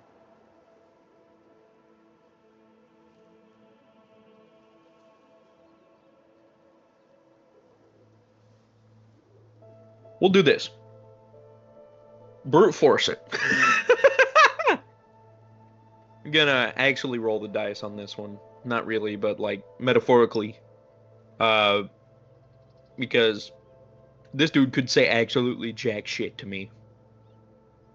The other ones I've had like a bit of more success because you offer them food or you take something that they're offering, and they generally see that as somebody who they can be comfortable with.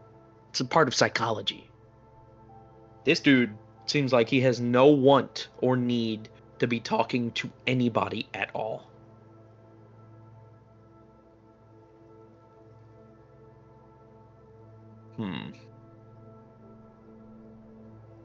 Fuck it. Fugler will walk over there and tap him on the shoulder. Bro, Okay. all that brainstorming just to tap him on the shoulder. I'm trying to get the most information out of people as possible, and usually that involves giving, taking, or doing something. As you tap him on the shoulder, this Warforge, you hear the servos in his neck kind of like start whirring, and you see his like neck and his face start to like try to reach your eye before you start hearing a like a grinding like whirring sound as he's like starting to like twitch his neck trying to look at you, and eventually he just goes back to his resting position. And you see that his mouth starts to open, but his lips don't move. It's just a voice coming out, and he says, "Hello. How may I be of assistance to you?" Hi there. You doing all right? "I am finished with duty. I am at peace." Well, that's nice. Tell you what. If you can answer a couple questions that I have, I'll see if my buddy Bayhorn can get some oil and help you with that aching neck of yours.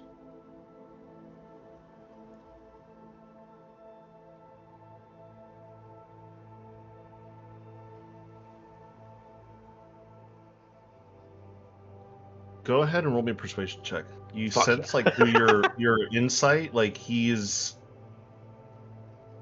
not really responsive to most things. What's his which way does he lean? He kind of like he as far as you can tell, it's neutral. Neutral? Alright, then just straight persuasion. 18. Fuck.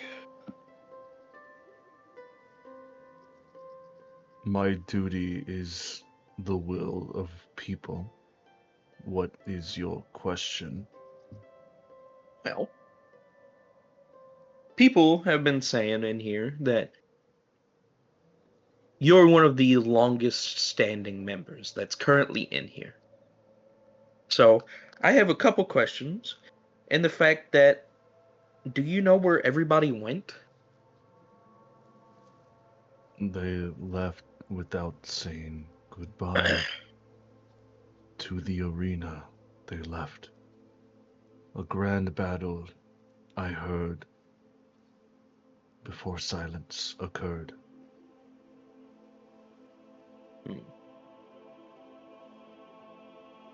There were others before. A crew of people arrived. A tall, gleaming being like myself in gold. A red-bodied person with fire for hair. Dark-skinned male with a warhorse. And a beautiful, patient woman, almost like a dancer or priest. I watched them from afar. They stepped into the arena and never came back. Afterwards, the rest followed.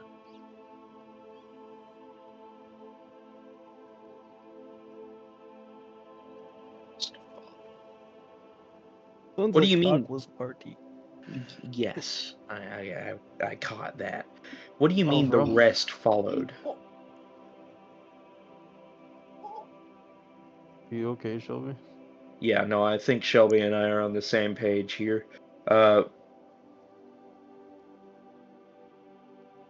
warriors left when they completed their fights in the arena. They did not say why. They just up and left their tables.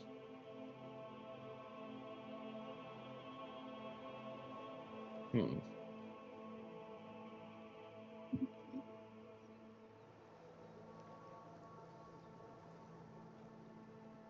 And no more have been back since? Warriors, some. People, citizens, many. Many. If that's the case, did they follow suit? Some stayed. Take a look. And you see like his finger like kind of twitches over to the right where he like points at Pela, the woman that you just talked to.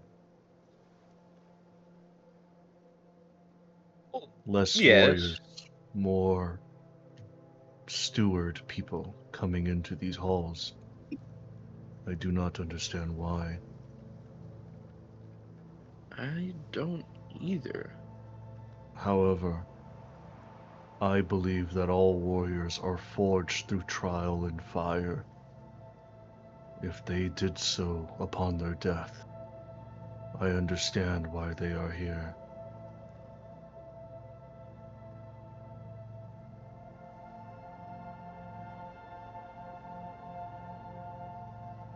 Adrian, Mm-hmm.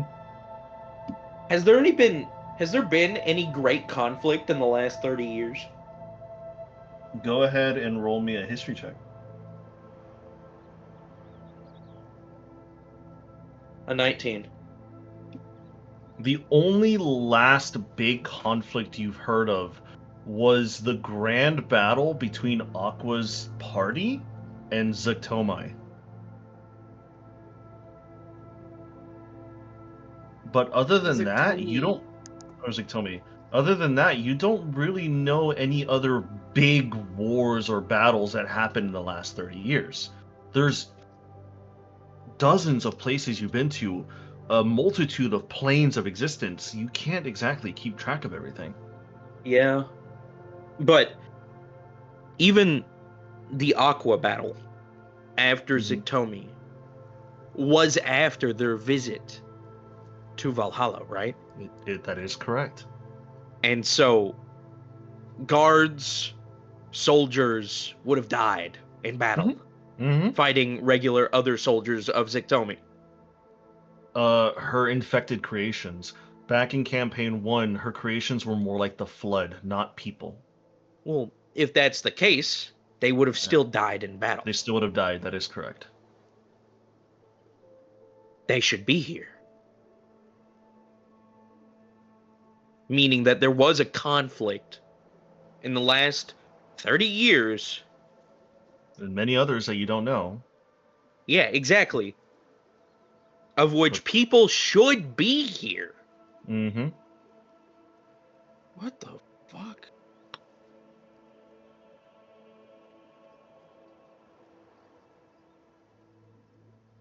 And so he's talking again to the Warforge. Actually, did I ever get this Warforge's name? You did not. Well, before we continue, may I ask you your name? Would you like my warrior's name or my given name? The one you prefer. I am no longer a fighter. I do not need to be called the Anvil any longer. You may call me Brask. Ungerson. That is my given family name. It's lovely. Brask, if I might ask you, where there have been many conflicts in the past years in the material plane. Wars, people fighting. People should be here. Do you know where they might have gone? If they ever even showed up? Based by my memory, I've been here a long time. 70, 80, maybe 100 years. I've witnessed many warriors come and go. But it was only after that one team came by and left did many others soon follow. Afterwards, less and less warriors came in. And now there's just us 10 or so in this party, in this tavern.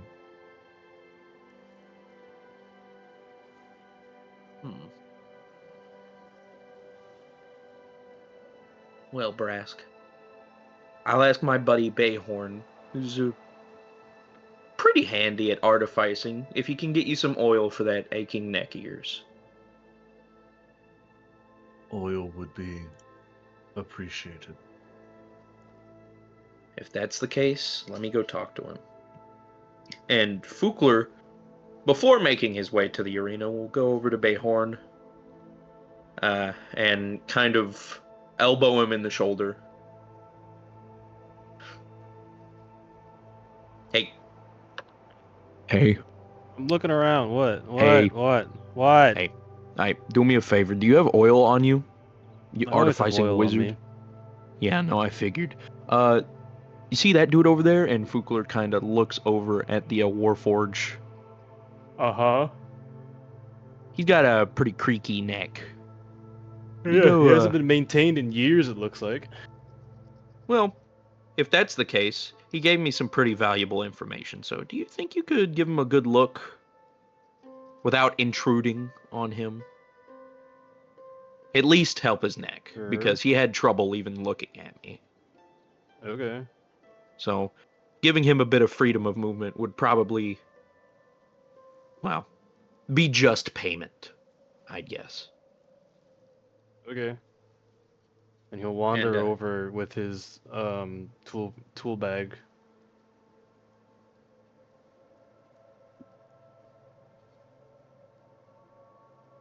Back.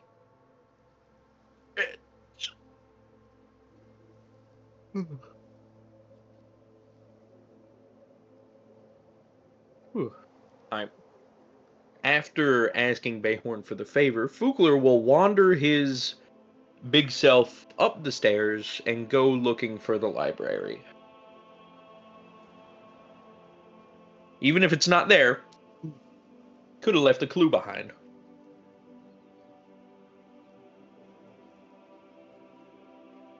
Okay, go ahead and roll me a roll depending on how you're investigating. Right. So, Fugler, I'm gonna roll Arcana because he's trying to see what happened to the door. If it's just hidden, if it was whisked away. Mm-hmm. He's trying to find out, well, either investigation or Arcana. I'll leave that up to you. But being sleuthish here, because the door disappearing sounds like it was about the same time as the other people disappearing. So if that's the case, something both in the arena... Well, I know why the door's gone. You do? Yes. Why? Astriel, when he was the architect, he took it. How do you fucking take an interdimensional door? You just take the place and you move it somewhere Somewhere else. else. Duh. You just take it and you move it somewhere else. Alright, Fugler's gonna see if there's any way to still get in there from where Oh no. the door used to be. No. That's I already did that stuff. It's gone. It's also in active use in his city at the end of time. And I'm guessing that's where all of his funny books about me, the plane of... Actually, I need to ask about that. Hero's Rest, isn't it? That's where we gotta go. Oh, Hold on. Right. Shelby, hold up a second. Hold on. Can you repeat that one more time? What? Say that what you just said one more time. You had a robot spasm. Discord lagged. Oh, that's where we gotta go. Okay, cool. Please continue.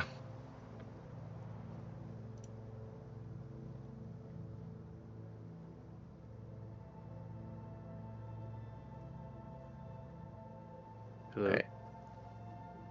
Shelby? I'm here.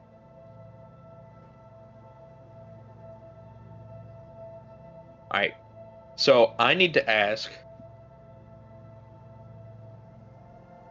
Probably the same dude about Hero's Rest. Mm-hmm.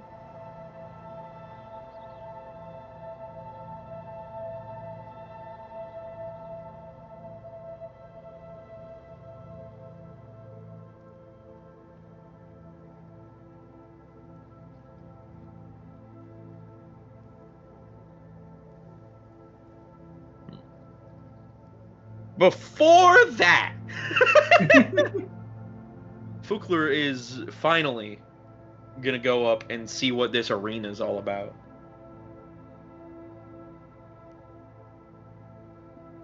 Okay. Are you going up the stairs for the arena? Yep.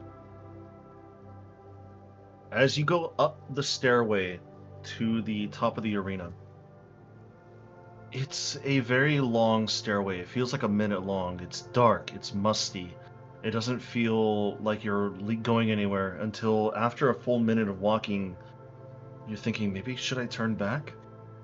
You look up one more time and you see a light, a glimmer.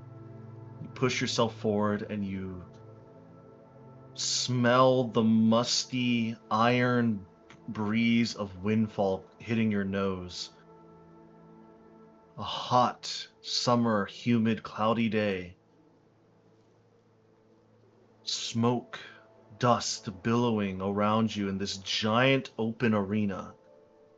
Almost looks very historical, symbolic. You see different statues of different broken parts and bodies parts missing, statues of people holding weapons, swords, spears, shields, different armor pieces that you don't recognize, some things that they must be in some sort of like olden or darkened time.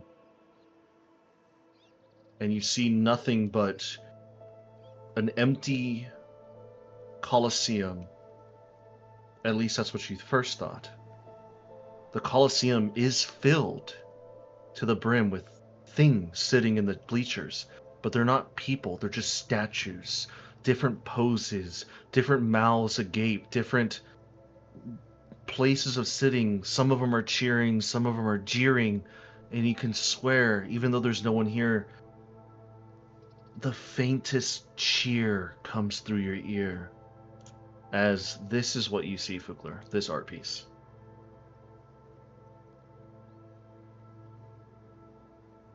And as you look around, you see the statues start to light up one after the other with this bluish hue light beaming up into the sky, and you hear something in your head. This stone-like voice, this voice of commanding presence. It's not a person, it's more of like an automatos like message, something that is supposed to trigger when you enter the arena. You just hear in your head, Challenger. Types of battle. Single or team? I don't think we're here for this yet. Let's go get your sword. Yeah, no, Fukler's gonna try and slowly tiptoe his way back on the stairs. As you slowly tiptoe your way back, you feel cold gates hit your back. Ah, shit. And then the voice continues and says, would you like to wager an ante?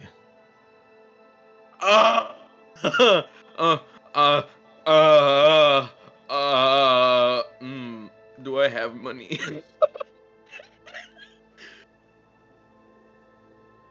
If you are not ready for battle, please step back into the tavern. I'm trying to do that, but I can't. You hear and you feel the gates or the bars lower behind you. Fukler was leaning on the bar, so he's going to fall his ass back. You are tumbling your way back down. Roll me an acrobatics check. That's a 12. Kaiasaya and Bayhorn and the rest of the B team, you just hear a tumbling, hulking 9-foot dragonborn in full plaid metal armor tumbling down the stairway and crashing into a neighborhood table. Fucking idiot. Anyway. You wanna go get your sword now, there, buddy? Yeah. I'm still Money. working on this thing that I was voluntold to do. What thing? Oh, that thing. Bayhorn, roll me a forge check to see if you can repair this warforged. It shouldn't be that hard. I'm just performing maintenance on him. It's okay. It's hard with a natural one. I'm gonna reroll. Shouldn't be that hard. That's a natural one. That'll do. That's a bit better. 20. 20. 20. 20. 20. Whoopsie. Okay, so with a 20, Oops, it's a lot what? harder than you thought. His servos, his gears are both made out of metal and wood, and the metal's very rusted and the wood is very old, cracked, and molded over. But with a 20, you barely pass with enough cleaning of your own tools inside of his body, and the oil helping the rust come off and making it limber and allowing it to move around. You see him kind of like slowly move his neck. And as he moves his neck to the right and to the left, you hear like several twigs snapping, almost like he's popping his neck. And he just says, "My range of motion is better. Thank you." And he just looks right at you. No problem. Just keep moving your neck around periodically. Let the oil kind of soak in. Is there anywhere else you need? Are your joints good? You see him start to like struggle off the chair before, as you see him finally getting up, he stands as tall as Fukler, maybe a little bit shorter.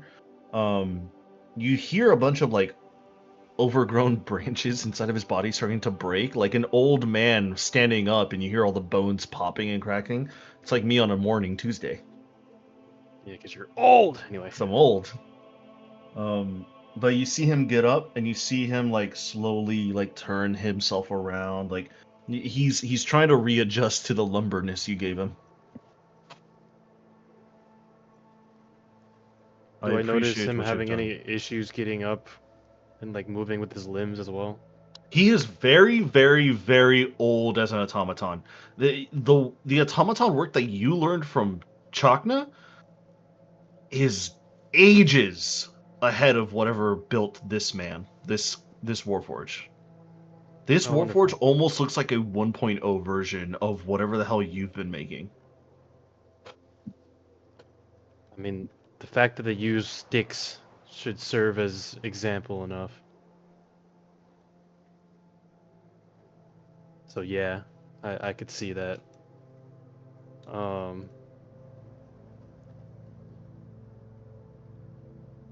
He's just Bayhorn's gonna say, so do you need any maintenance with your limbs too, or can you move okay? You see 'Cause he I mean, moves I got his my limbs tools around. out, so You see as he's moving his limbs around, he's like doing the basic like stretches before a workout, and you hear several twigs cracking, like his bones are popping. And you see his eyes kind of like squint a little bit, and the lights in his eyes kind of go away because his eye squinting is just like metal flaps going down. Before eventually he starts to move around a little bit more freely, and he just says, "No, thank you. This feels better." Alright. How can I repay? I was told that I was doing this as a payment for you. So nothing necessary. My services were not offered or granted yet.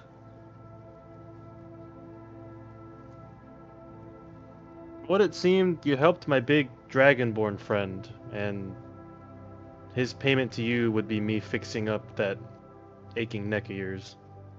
Hmm. All I did was answer a few questions of the word variety. I did not do anything monumental.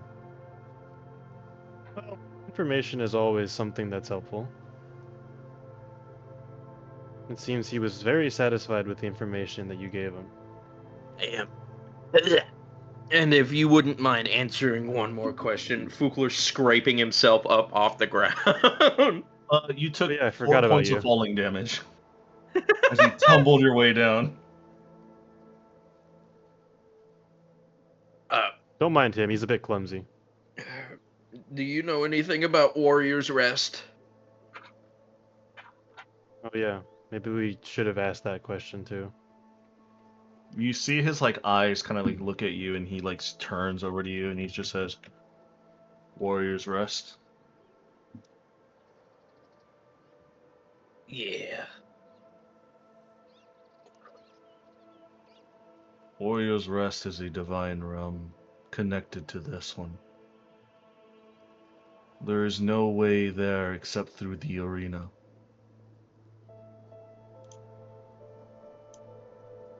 Well, we got business over there, so we'll need to find a way there. As far as the information I heard from warriors long past, to get to Warrior's Rest is to bet an ante. Something important to you. Whether that be servitude, your soul, an item, or your personal weapon. If you do so, the fights get harder.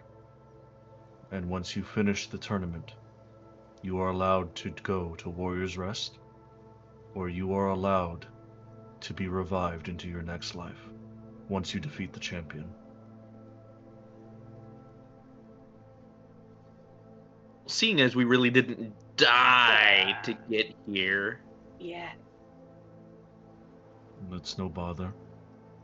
The party of mortals who came by before managed to complete the trials as well. Is that I'm guessing how they also bet something. left? I assume so. They went through the arena and did not come back. Those who did not come back, we presume to have defeated the champion at the time and been revived or go somewhere else.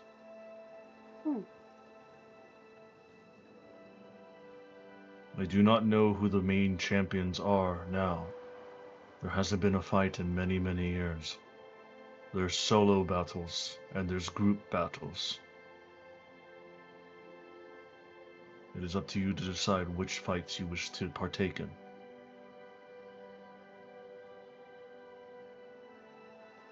I'm thinking group. I am too. Bayhorn don't die. Why is it always me? First, I think we all should take a moment to rest while we're here, so we are at our peak performance for this fight. There's rooms available everywhere. We also would have Actually- to figure out an item to give up. Who's the big boss here? Get told. There is no big boss here.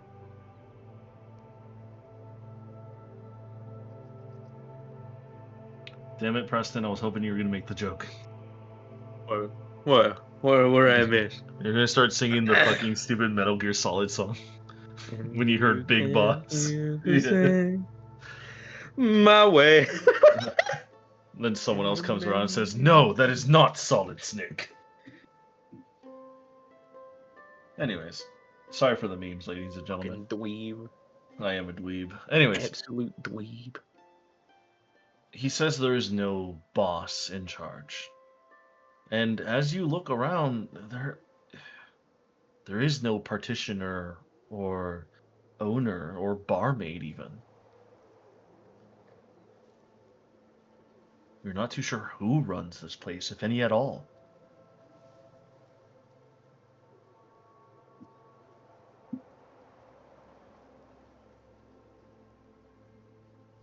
This is a bit of a problem.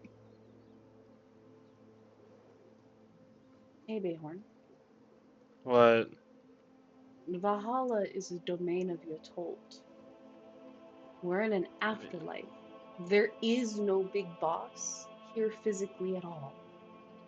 The big I mean, boss is technically Yatolt herself. you gotta have like branch managers. No. Fugler starts fucking How do you think breakdancing. McDonald's works? Well, let me give you what is McDonald's? I don't A know. corporate chain restaurant. McAlbert's, that's what it was. The closest you'll have to a branch leader, as you say, are the high level disciples of Yatolt herself. Points to Fugler. Here's your He big doesn't branch count. leader. He doesn't count. He's the paladin and future placeholder for the god of death. Nah, he doesn't count. Then it would be the champion of Yatolt would be the next best in line. But the thing is this is an afterlife. The gods and their champions and high-level followers are not always around because it's an afterlife.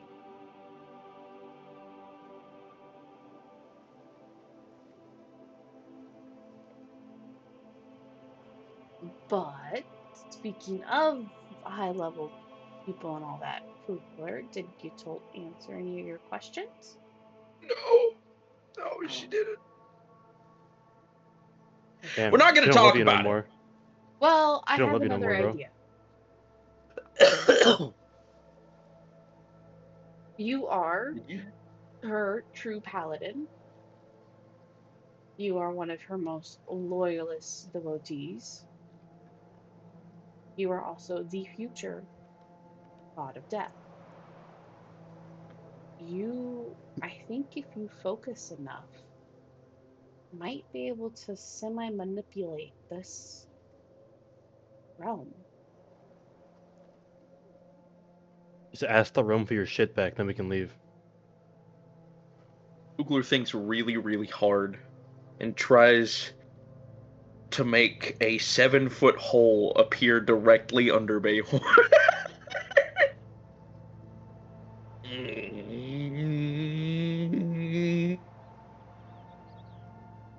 I doubt anything's gonna happen. Well, considering Personally, how you're me. trying. What do you mean how I'm fucking trying? You might need to start small. That's what I get for helping. Death. I know. From my own friends. That wouldn't kill you. That would not kill you. I'm letting you know now. You'd be stuck in a tube in the ground. We're Yes. in a realm outside of the astral sea. How do you know that I'm gonna die? What do you think? The floor is just there's nothing under it? Yes. That is not how that works. I hate to inform you. There is Have you going never- to be ground under the floor. Have you never been You to the never back played rooms? Minecraft? I have. It's rough in there. That too. What'd you say? Have you ever been to the back rooms? It's rough in No. there. Not. I heard what you said, Adrian. I think Cedric was sassing me. Yes. Well, duh. When you fuck you. No, I'm good. Fight. No, you. Anyways. Anyways, I think if you go about it as if you were younger, learning your first spell.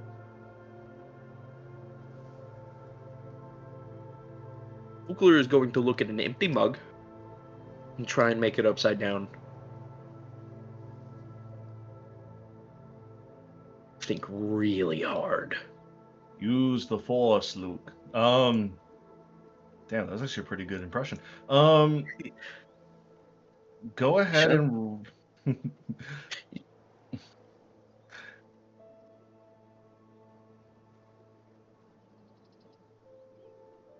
I'm telling you, man. Okay. Be a voice actor. Roll me a. I know him. He's me. Like your voice gets so much deeper after that. Roll me a will check. A what check? What? A will check. What the f? Okay, they I roll know for this that? is a game of imagination, but Roll me a d20. Chad GPT, tell me how to roll that. What did I? Oh, desktop 2. I forgot I could do that.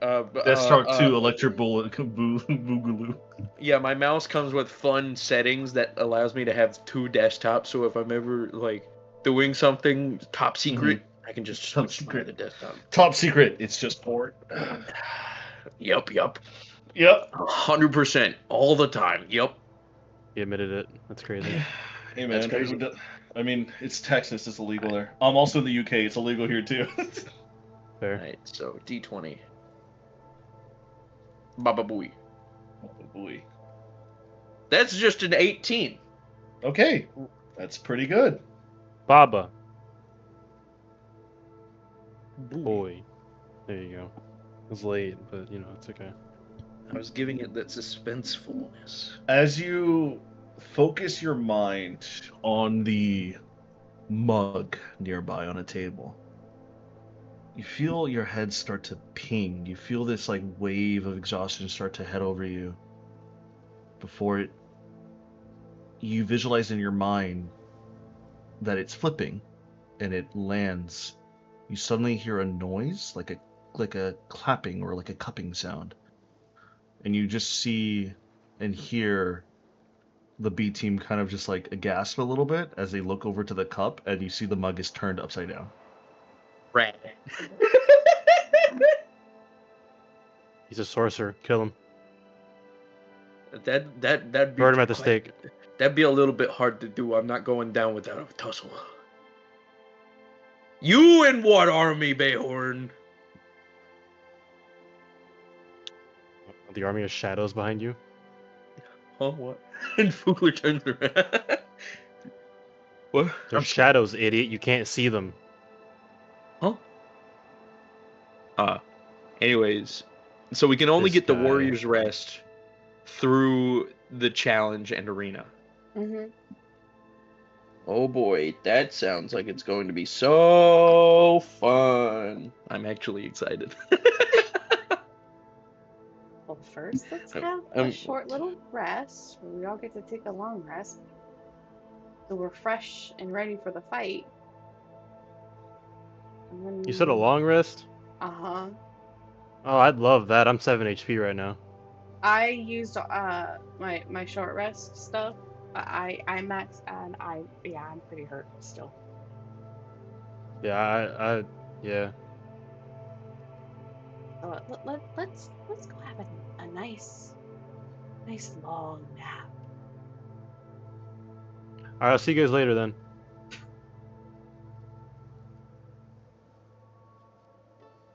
Joking. Yeah, no, I'm going to bed. We also all need to figure out items that we're willing to potentially most likely give up if we lose. I'll give up my gold. I'm gonna look at that Warforge and ask him, do you know for the arena the items we have to give up if they can be personal items of personal attachment? Or if they have to hold a specific value? A mixture of value and personal attachment is preferred for the ante. Okay. However, if it is deeply personal to you, that might be suitable for the ante as well. Okay. Well, everyone pick an ante. Have a good night's Does sleep. this need to be like a big ante, or can I just make this like... I don't know. There's an ante. Man, I don't know what I want to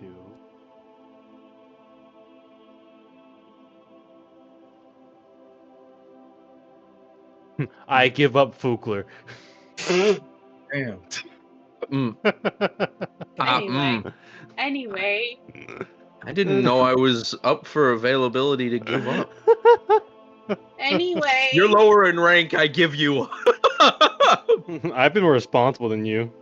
You're lower in rank. Actually, you two are equal in rank. What the heck? Nuh-uh. L. Not according to the paper.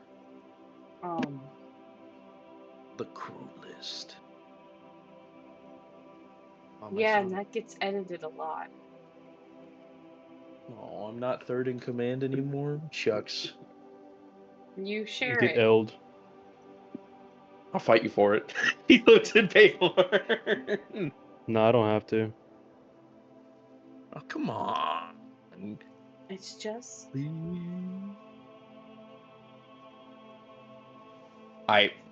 What should I give up? Your hammer. no. Fuck you. Armor it is.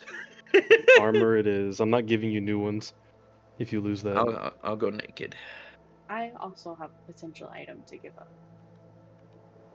Because the sword? No. The cube? Mhm. No. My hammer? Mhm. No.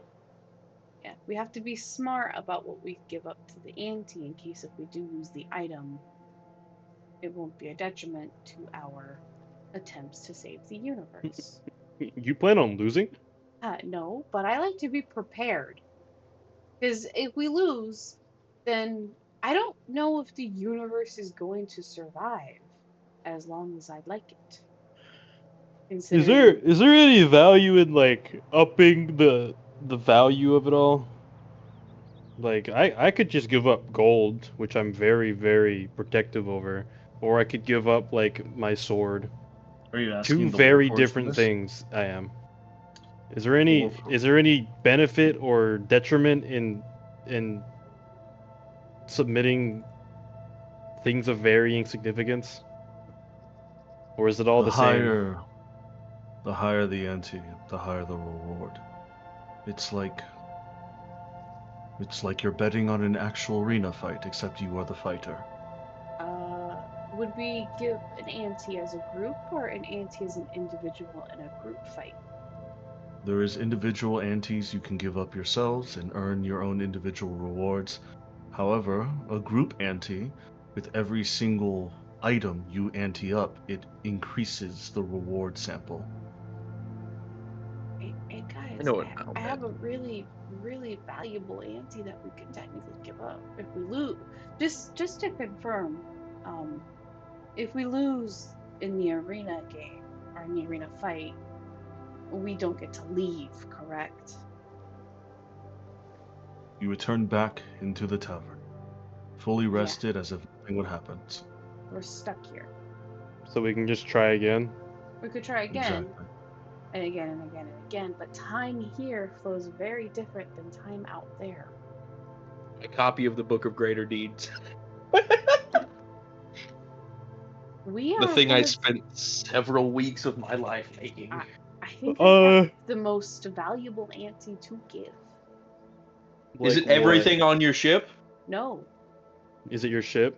no, It's Chakna, isn't it? nope, Finnegan. nope. Hey,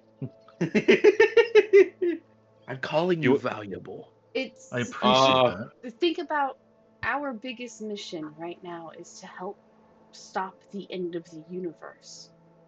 Seraphus Callum. No, I we are don't even of have him. Your we are mom. the few who are fighting this. There are a smaller number of people, but we are the largest group at the moment attempting to stop the end of the universe. If we What, our fail, lives? who's gonna pick up our mantle like this? Queen You Aqua is wanna busy with gamble her us? plan. No, I'm You gonna gamble our mission? the universe. If we think Uh-uh. about it, if we fail You don't here have the and we're right. stuck, then then we can't continue, and the number of people who were trying to stop the end of the universe will dwindle.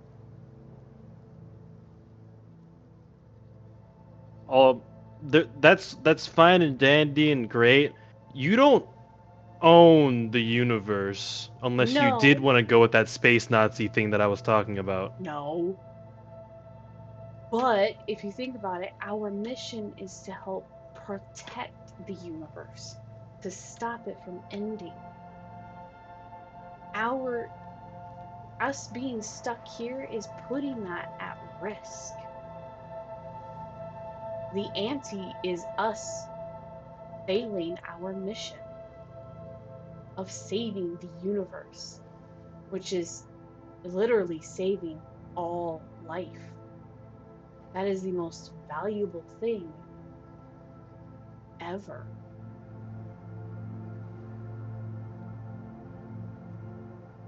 Because think about it. We get stuck, we can't do it. If we get stuck here, that is it. Mission over.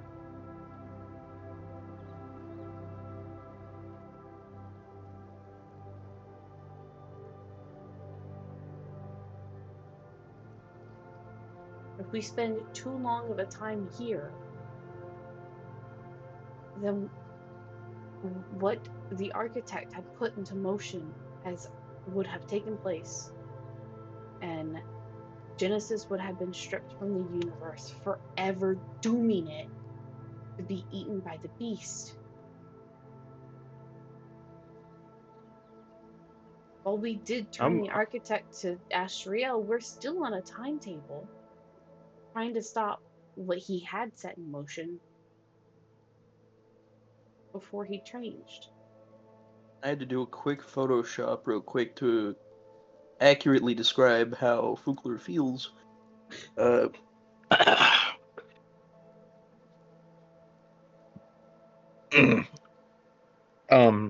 Captain, Yes. I think Bayhorn's a little right. I very much also agree with that, but it's also if the reward is equal to the value placed in, because as Bighorn said, I don't think any of us are planning on failure here. I plan on us walking out with your sword and we move on to our next mission. I don't think the sword is the result of this. The sword is the result of after this. Either way, there is an exchange with the ante. We lose what we give up. If we win, we gain something of equal value. So what? We're gonna go ahead and bet our mission to save the universe? That is a potential option. It is of an invaluable item. Its value is so valuable, it's incomprehensible. I would just go ahead and bet my life, if that was the point. In a way, we all are. Because if we're stuck here, we're stuck here. This is it. This will become our home.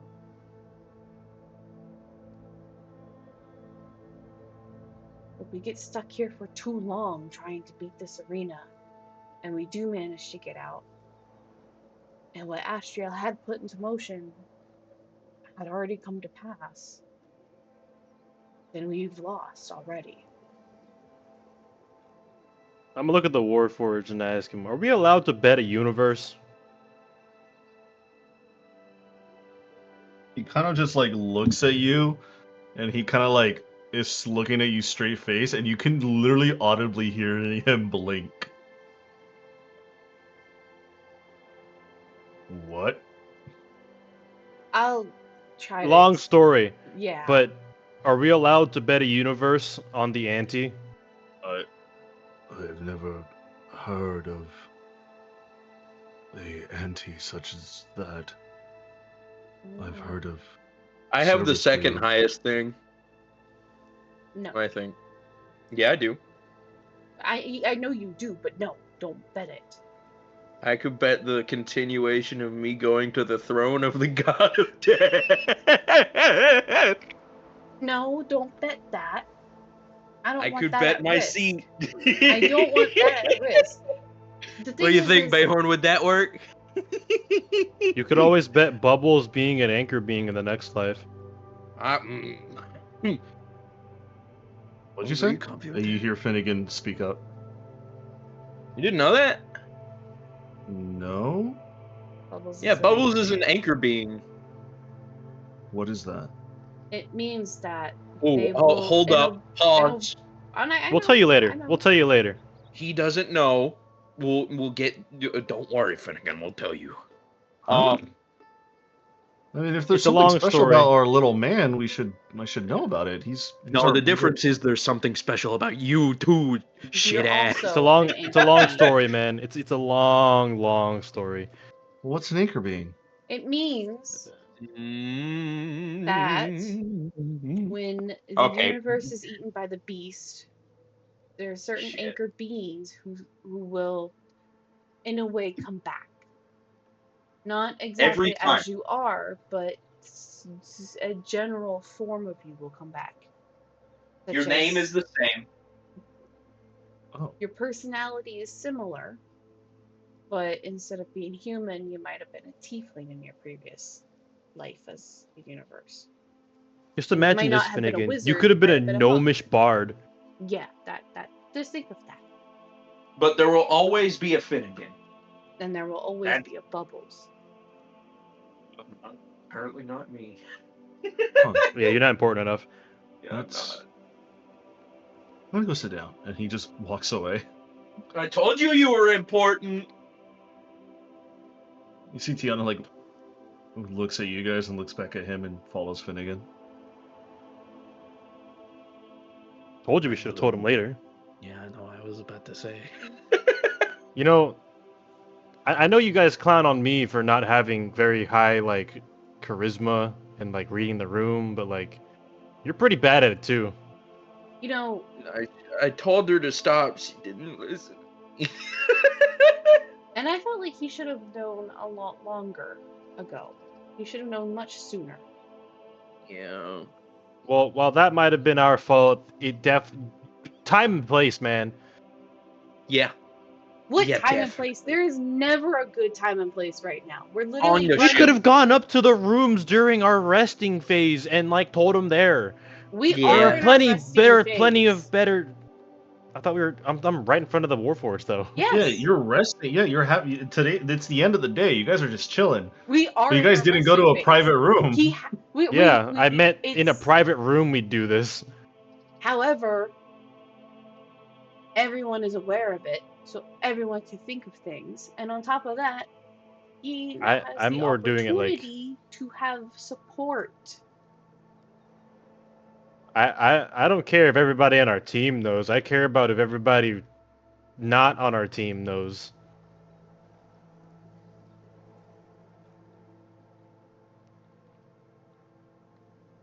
There's barely anyone here.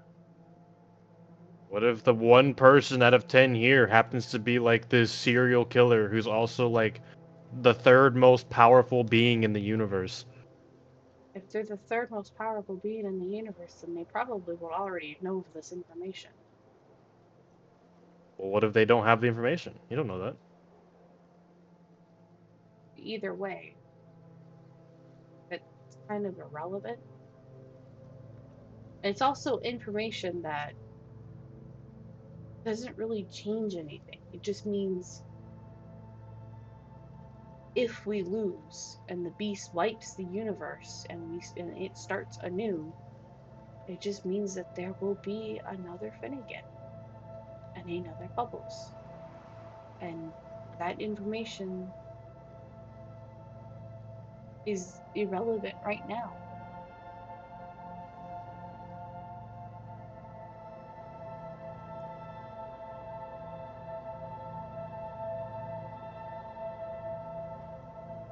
Because it won't trigger until the end of the universe anyway.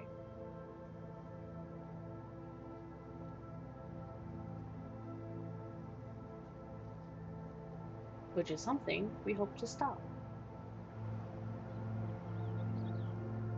And then it would be pointless of being an anchor being because we hopefully will have stopped it.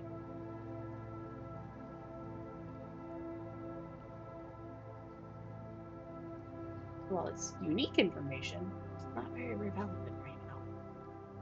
It's not dangerous knowledge.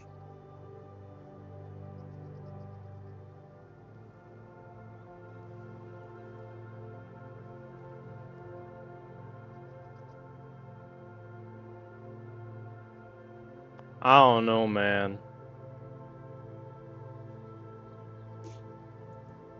I still think there's a better time and place to tell them that, even if it's not relevant to whatever we're doing.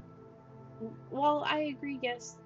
If we have a better time and place, yeah, we could have done it, but guess what? There is no better time and place because we are literally running from one mission to the next, running from one battle to the next, the information to the next, trying to stop the end of everything. There will never be a good time to sit him down and explain this.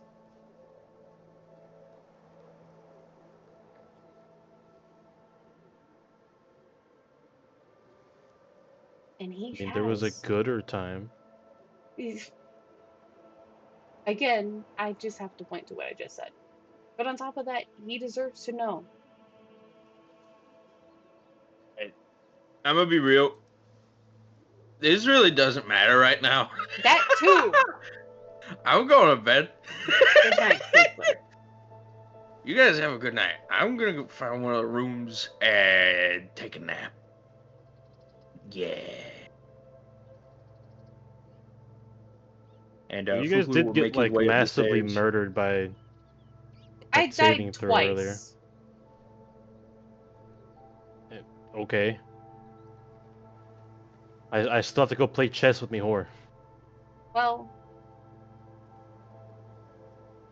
hopefully not for a hot minute.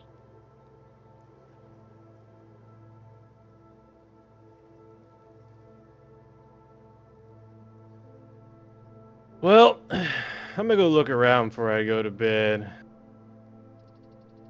I was supposed to do that before I got pulled away to do maintenance work.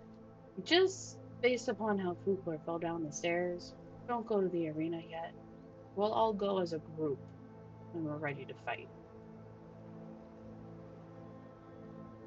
I'm gonna go somewhere else. Okay then. Do try and be safe. I got spells and I did stuff. say try.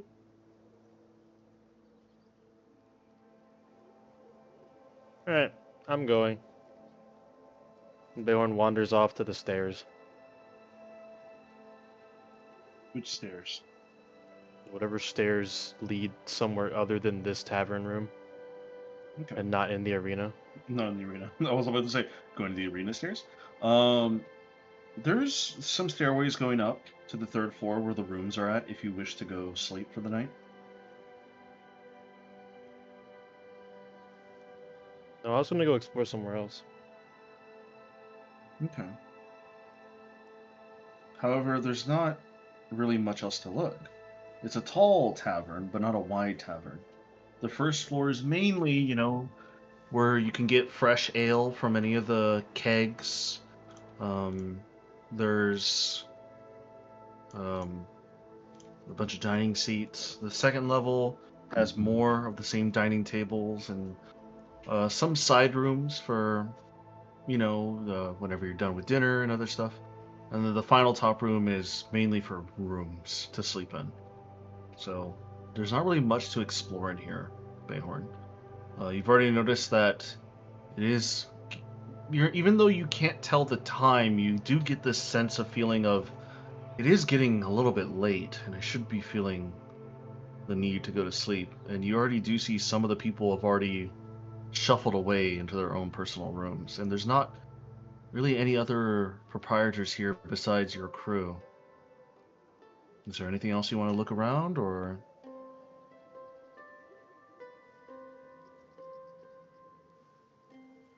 I guess I'll just go to bed then if there's nothing else here. Okay. Isolde also follows you into bed as well, and you and her share a room for the night. Fukler, I assume you also head off to bed as well? Yep. With the B team also scattering, you see Fiobella and Glenn talking it out at a dinner table, eating and having some drinks. You see Finnegan and Tiana are currently holding hands at another table, Kayasaya, and you see Chakna is currently waiting with you. What would you like to do for the rest of the night? I'm gonna go check on Finnegan. Finnegan's currently talking with the Tiana, and they're just slowly muttering to each other, and then eventually you walk up with Chakna behind you, and Finnegan kind of just looks at you and he says, "Hey, Cap, what's up?" I just wanted to see how you're doing since you've learned more about yourself in a way. Um, it's odd. I'm not gonna lie, it's a little bit weird. Um, to be told that when I die, I'm just gonna be fine as another me, even though I probably won't remember this one, so it's a little scary. It is a little scary. Just think about it as you got a free reincarnation card.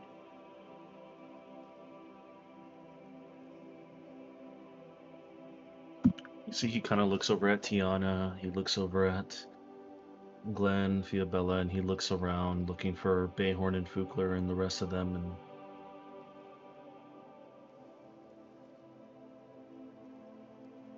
and to be honest, I kind of don't want it. Yeah, it's Well, if we succeed, you won't need it. it's not even that. It doesn't matter if this world or gets devoured by the beast. It's gonna happen when I die. When I die, not if or how. It's I don't I don't know what the past me's have been through, but From what I understand, it's basically when you die, kind of get saved when this universe gets eaten and you get reincarnated in that next universe as something maybe slightly different, maybe something very similar. you see his head kind of lumbers down a little bit, and he's looking at Tiana's hands as he's rubbing his thumb over her palms. And why do I get to be the lucky one that gets that privilege? Why can't it be her or you or Bayhorn or Fukler or why has it got to be me? Why am I the lucky bastard that gets this? I don't want it. I don't want to die and forget you guys and move on to some other life that I don't know about. I don't know. God, how many lives have I been through already? Probably since we're on the seventh iteration of the universe, 6 times. Apparently 750. That's too much. And That's too this is much. hopefully going to be the last. It's like I said, we don't know if it's going to happen if the beast wins or not. It's going to happen when I die. No matter what. It's going to continue happening. I don't want it. Well, here's the thing, it only happens when the universe gets devoured. Does it? Yeah. Are you That's certain? I how want you he to look me describes straight it. in the... Then I want him to describe it to me then. You could have asked your paladin of death. Sure, but Just saying. You know how Q likes to flub everything? I don't believe him. well, He might be right that I might be an anchor being and I'll continue living afterwards, but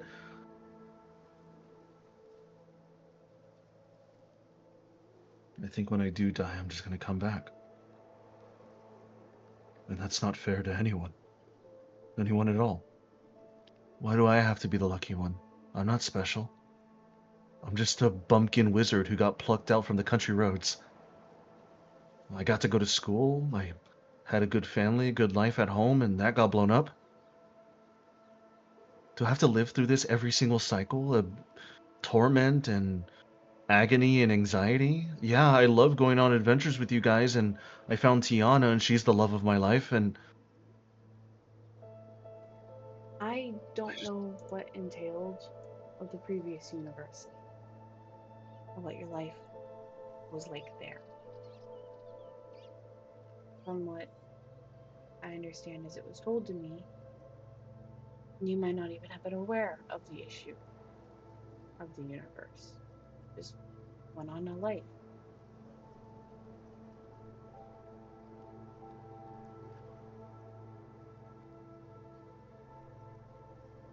Captain, can you... I don't want to offend you, but can you just leave me alone? Sure. There was a gooder time.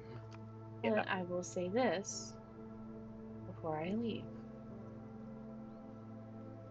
You are special. You are such a unique man who deserved far more than what you are currently getting in this life. And I felt you should have known much sooner. He doesn't respond, and he just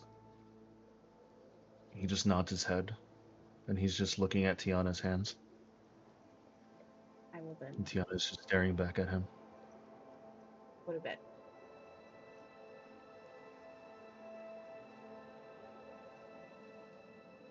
As you make your way up the stairs, you hear a small clambering of a weight hitting a table nearby, and you just hear Finnegan weeping a little bit. And you head off to bed with Shakna in tow.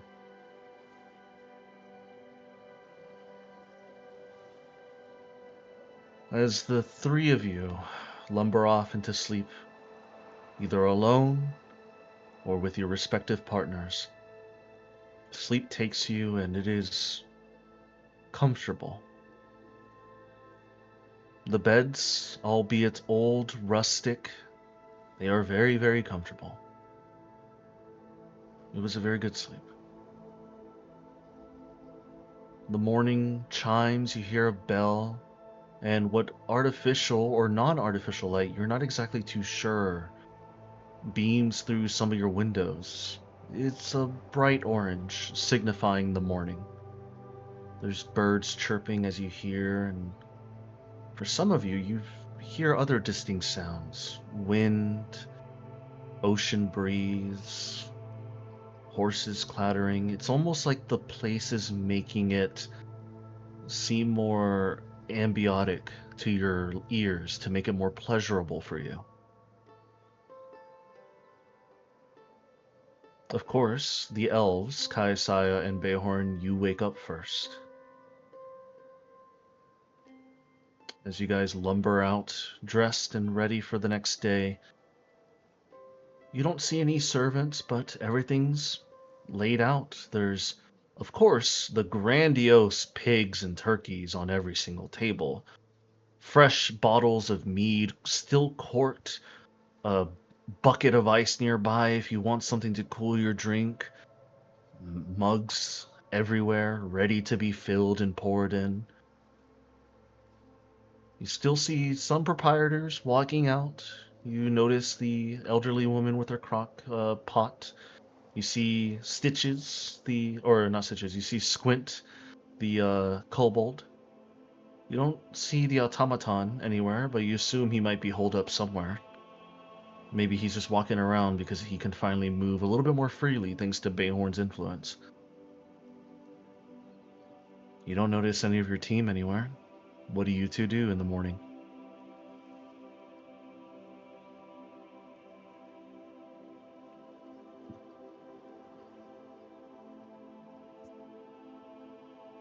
I'll go down and round up non-meat food to eat and drink coffee out of my flask. Okay. You do find various amounts of bread, fruit, and even vegetables.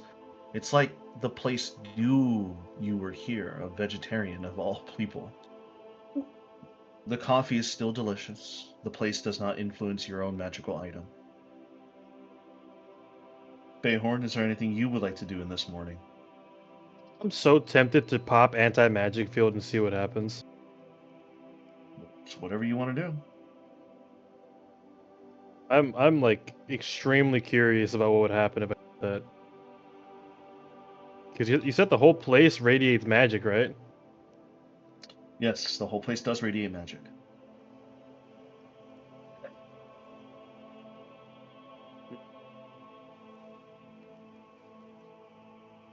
No, I'll just get food and I'll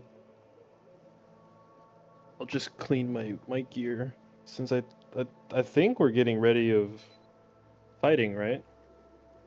You're not too sure. But you get your gear ready, you eat.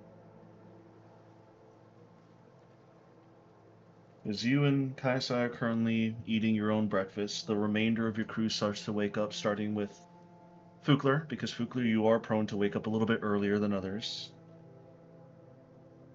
You don't notice anybody at your bedside.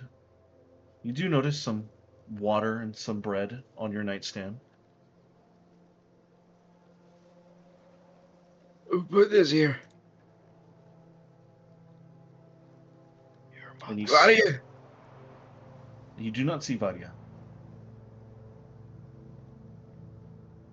But you do see a note at the foot of your door. It's like someone slid a note underneath your doorway. I hope it's not anthrax. And Fukler's gonna open up the what is that? And Fukler's gonna open up the letter. As you open up the letter, it contains a short paragraph. To my darling paladin, I apologize I was not able to reconcile and appear to you sooner. Things are stirring.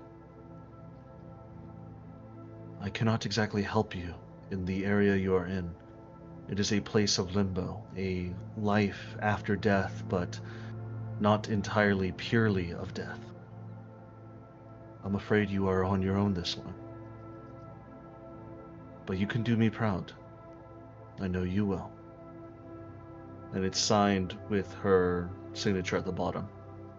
And as you read her signature, it flames in like this bluish fire and it disappears. Neat. Neat. Self-disposable. Are my hands like burnt? No, they're not. I was about to say, yeah, no, this is really neat. My hands are very warm. You just run outside, your hands are on fire.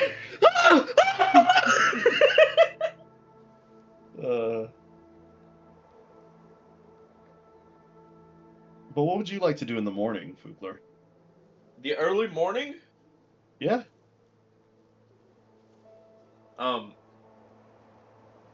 What would I? Well, first of all, I'm gonna restart my playback due to inactivity because I can't hear the music. No. Second of all,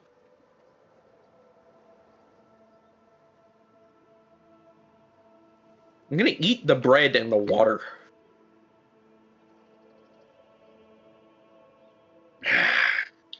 It's good bread. Very nice water. How do you like your water? Cold or cold or warm in the morning? In the morning, cold. Cold? Wakes me the hell up. Who wants warm water in the morning? Some people do. Psychopaths. Psychopaths. Do you like warm water in the morning? Hell no, I like my crispy cold water. Okay, good. I'm glad that you can be called my father. I like I warm only- water in the morning that has some special bean juice in it. And some Yeah, well, soy that's milk. different. Yeah, That's it's called different. coffee. There's a difference between warm and hot. Hot. You know, hot water with bean juice in it is delicious in the morning, but just like lukewarm water, you know, it tastes too round. I don't want it. Yeah.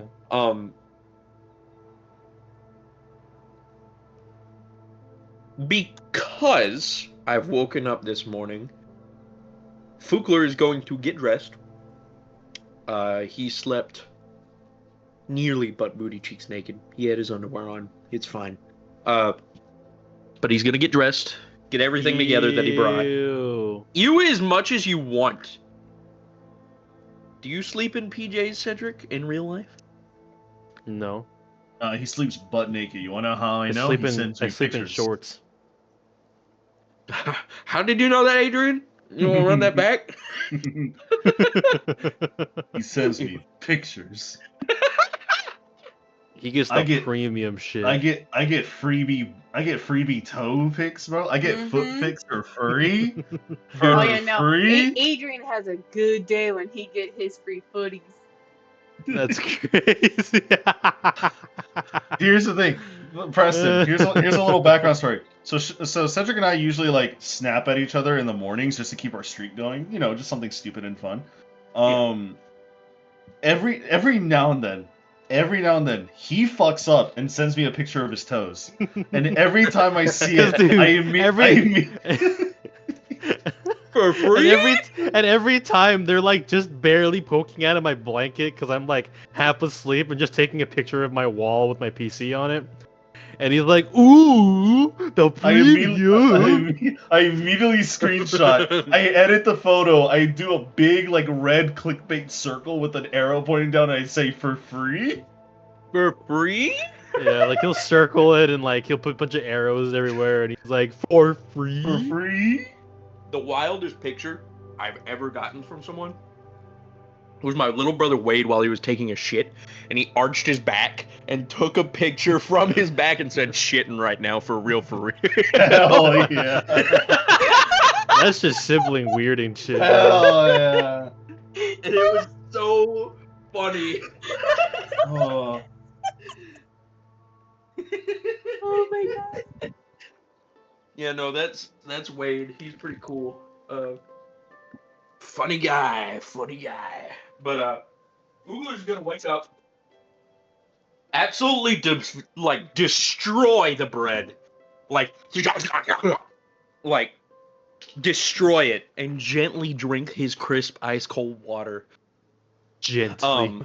Gently, Gently, sip. firmly grasp. Exactly. Equip everything except his hammer, and he's gonna magic his hammer into his hand, and be ready for the day. And he's gonna wander his way down the stairs and wait for everybody else to wake up. I'm usually one of the last, so Yeah, although shouldn't be that many more. At this point, you know, everyone has majoritarily woken up, as you woken up as well. The last people to leave their bedroom is Finnegan and Tiana, but they're ready for combat or for exploration for the day. As both the B and the A team reconvene down at the tavern's entry / main dining area. Kaisaya, Fugler, and Bayhorn, what do you guys do? I have a question. What is your question? How does Finnegan look right now? You can tell based on his face. Does he look like absolute shit? He's not hiding it. He definitely had a rough night's sleep.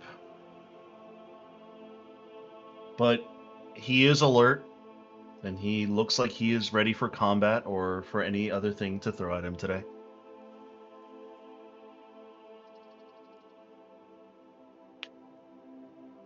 Bayhorn's just gonna walk past him and say, "What's up, Finnegan?"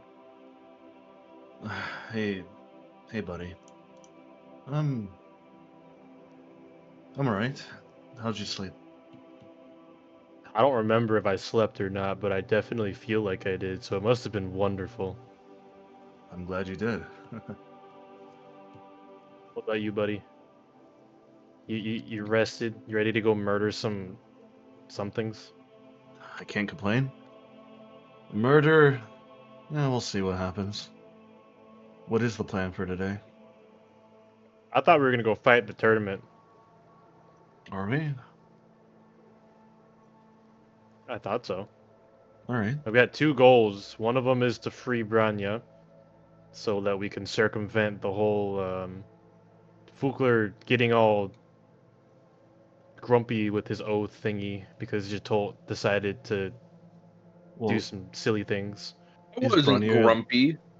is Branya gonna fight with you, or is she gonna fight on her own? She can come with us. It's up to her. Because I don't even know where she is right now. if she wants to save her own life, she probably wants to fight on her own, no? I mean, We didn't just give her a ride because we were the people that tell her to come here. Yeah, I didn't know she was joining our party full time. No, I don't know about I full don't know time, about but that. I propose that she come here, fulfill the little soul oath thingy, and then she just fight her way back out. Nothing's free, and you told one it did done right, so she had to come here. Otherwise, I would do that by force. I don't make the rules. You can interpret them differently. I enforce them. Well, how many people are going to fight? Or since we're doing a group fight? Shit, man, I don't know. Are you okay to fight? Truth be I'm, told, you look a little worse for wear. I'm willing to fight. It's just I don't know how the rules work. I don't know if they scale against how many people are there. Oh, I'm sure they do. Hey, You think this place makes it easy? this is Finnegan, isn't it?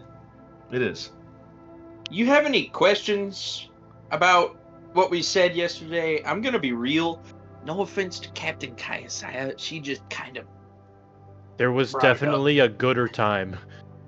And place. If No, you're no. wondering how it works, it's once per universe you come back. Besides that, you usually stay in your place of afterlife.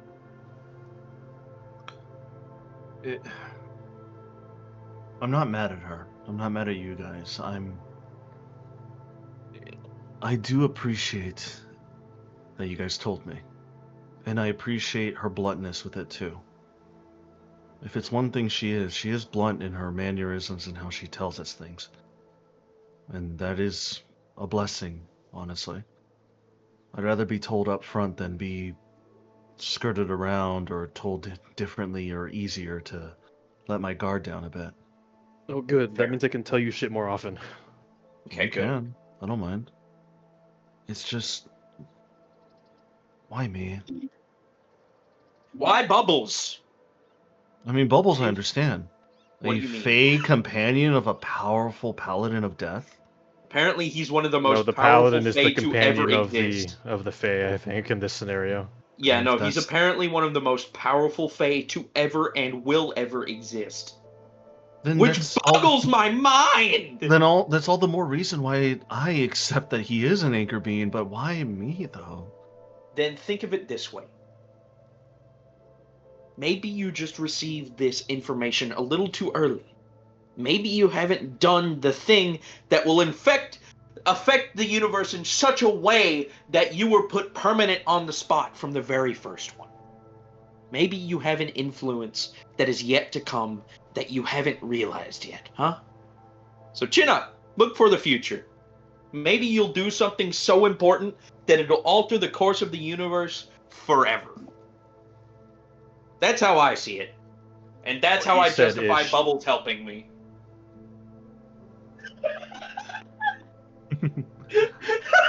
It's all a game of luck, man.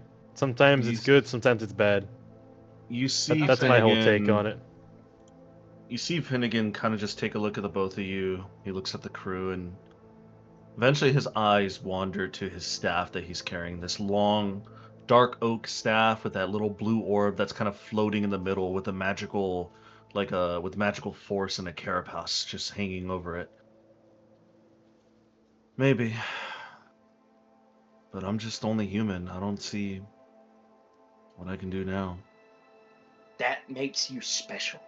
Hey, Because man. the Why are any possibilities of us a doing human- this random quest to save a whole universe? I mean, I don't We're know just why people.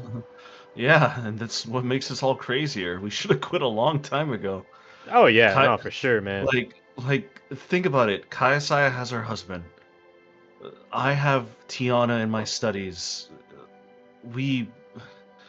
You have Isolde and you're getting your memories back. Dude, I Fukler. still gotta go find the rest of me. I don't know what you're talking about. Yeah, so it's like there's these other quests that we should be doing, but should we even really worry about this? Well, The universe is not going to end anytime soon, is it? I mean, did you not see the thing that, like, TKO'd me I outside? mean, yeah, I saw around it. 10 but- to 8 months is like I- the give or take. we kind of got to get this sorted before we do everything else. Yeah, this is a stepping stone that I've been needing to do for a minute. So, yeah, I think this is important, but mainly because it has to do with me.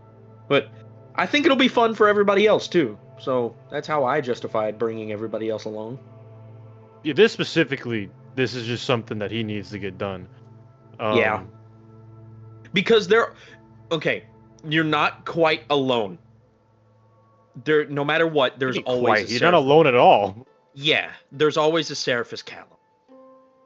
Doesn't mean I was guaranteed to ever exist. But my soul? Shoot, dude. You think you're going to be like you get Oh yeah, you get he's like reincarnated a god's once. cuck. You get reincarnated once. Every single time Seraphis Callum dies, my soul is ripped asunder, put back in the forge of creation, and then put into a new baby. Every about, 300-ish years, it happens. And so far, no consequences. I'm trying to make a name for myself. Even if there are other people who share your name out there, you are going to do what you are going to do. That's it. Full stop. You are special because you are the only version of Finnegan that has ever existed like this. You are going to do wonderful things. I can promise that.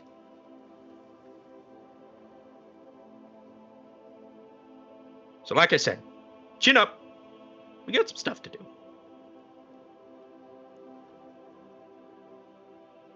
Did I help him in any way, shape, or form? I think you just need to sulk for a little bit. Are you inspiring him? Are you deceiving him? Or are you trying to persuade I'm him? inspiring him. Okay. Because I want to make sure he knows he is special. He's Roll not. me- I'm Roll one of me many a Finnegans. performance check. Oh, fuck. Alright, performance. I have a +5 in performance. I have never pushed this button ever in my life. Yeah, Does he let's get go. help because I'm talking with him as well? Sure, I can give you. I'll throw it out there. You could either throw a roll or you can give him advantage. Can I see what his roll is first? No, you either take one now or the other. Alright, what do you want to do? You want to get advantage or do you want me to roll 2? I have a +0 in performance. You roll 2, it's a new day, I have lucky.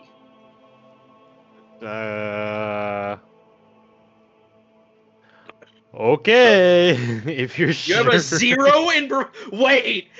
Dude, I have a 10 to charisma, man. I have a +5 to persuasion. I might just take the advantage. If that's okay with you. I don't want to roll. I don't want to make it worse. So what happens, Adrian? Do you combine our like rolls if we like No. roll together? No, it's a separate roll. I think it's Just the highest roll. we have 2 chances to You have hit 2 the chances. success marker. Yeah, Alright, yeah. I'm gonna roll an advantage if you don't mind. So a 22 to try and inspire him. Okay. If not, helping him completely just... I want to get him out of the trench it looks like he's falling into. With a 22.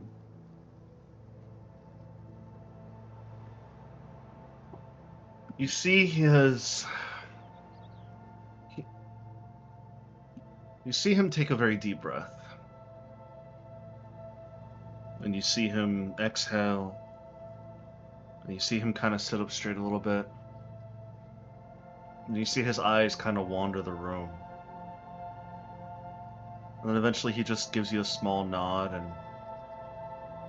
Okay. Okay. I'll do my best. Or at least Fuck I'll yeah. try to. I mean, that's Shit, all you yeah. gotta do, man.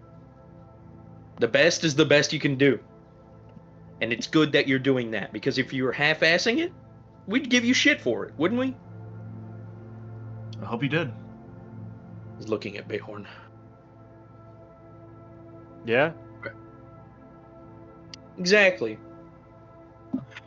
All right. Well, let's go figure out what the rules are for the arena, shall we? Hell yeah. Oh, we're apparently betting an entire universe, so this will be interesting. What? I want to bet my throne. I kind of do. I need to add. I was supposed to ask before everything else happened. Are we able to use the things we bet with? Because I might just bet my my shotgun reinforced to shoot Genesis shotgun shells. I think that'd be kind of funny if I did that. You go ask around, and as you look around, you do see several other figures. You actually see new figures too. Not only is Zivra, Brass, Lumroot, and Squint are running around. You see a sleek, silver-furred, tabaxi wearing like mismatched armor, like all types of different armor pieces all over their body, kind of like wandering around with like meat in their hand. You see a half orc in like simple monk's robes, bare feet, no weaponry at all, just very simple monk robing. Um, and you see another person passing by. You see a long-haired, drifting like embers. Their eyes are reflecting like constellations with a bow on their back made out of crystallized like material. And you see an astral elf wandering as well. Kaisaya immediately like sees the astral elf and just looks at them like, what the fuck? You see the Oh, I thought you were astral finna go elf fangirl to them. just immediately just picks up a dagger from her boot, stabs a piece of the pig, rips it off, and puts it on her plate. She looks over at you. She flips her dagger. She puts it in her holster, and she just gives you a wink, Kaisai, and she walks away. Metal Oop. as shit. Do I by perchance Roll me a recognize her? charisma. Roll me a charisma saving throw. What? Roll a charisma saving throw or Lamau. blush. 23. How bisexual are you? Her sexuality is one thing and one thing only, and that is Chakna. If you were bisexual, you'd be feeling things, Kaisai. But she not. Is she not? You have a little bit of a blush, like you feel the blood kind of pumping, but you're like, not my type. But nice try though. Fair, But fair, but fair. And but by perchance, do I recognize them? Like, are they of Quadra? hell Is no, that you my do not. cousin? Okay, Hell no, you do not recognize this woman at all. Hell no. cool. You do not Okay, recognize I the just wanted bodies to in know the if they were of water. Quadradom or not. They're not. Cool. Perfect. Happy as could be. Fair. Anyways, but those are the proprietors that you see wandering around the tavern.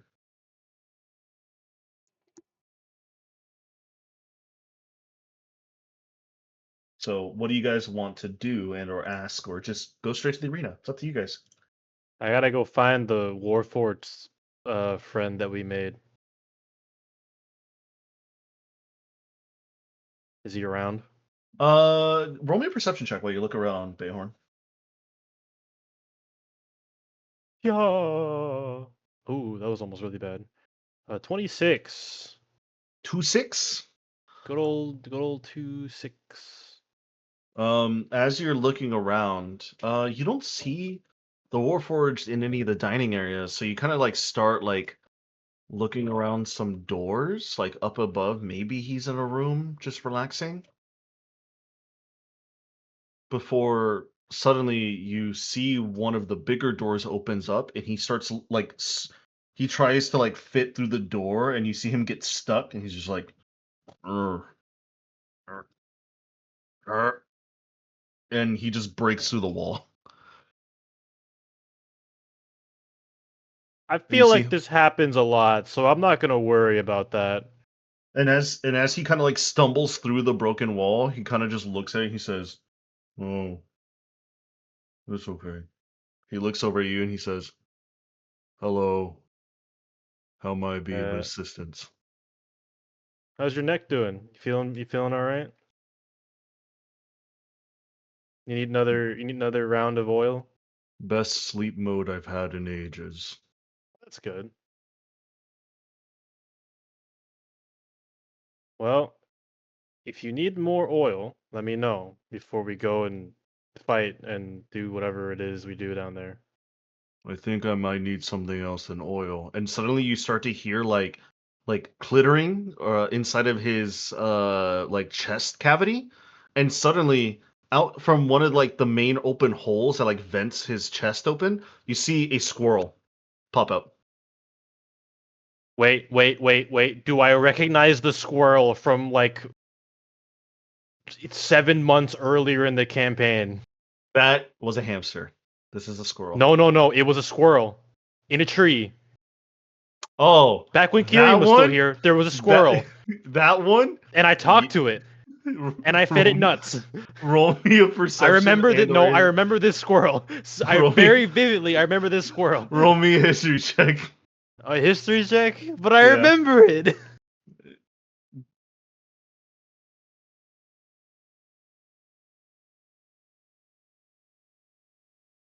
I rolled an 18 to history and a 24 to perception. I mean, squirrels all look like squirrels. The squirrel doesn't look familiar. Um, like all squirrels kind of look the same. You don't really know the squirrel. But you also aren't talking to it at the moment. It's just chittering at you right now.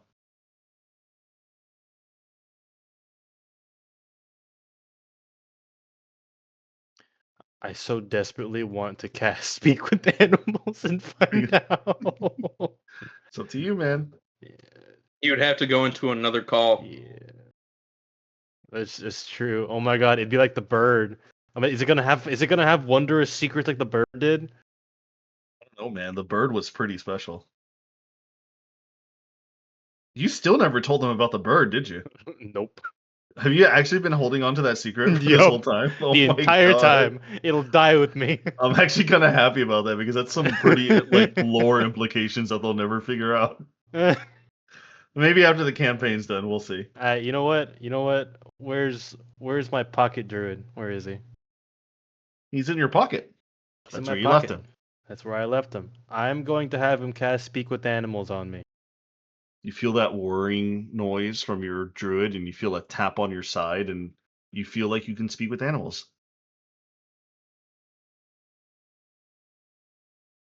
Do I know you, Mr. Squirrel, Miss Squirrel? You hear a very, very southern-like woman's accent, and you just hear a, "No, but I wish to know you, though."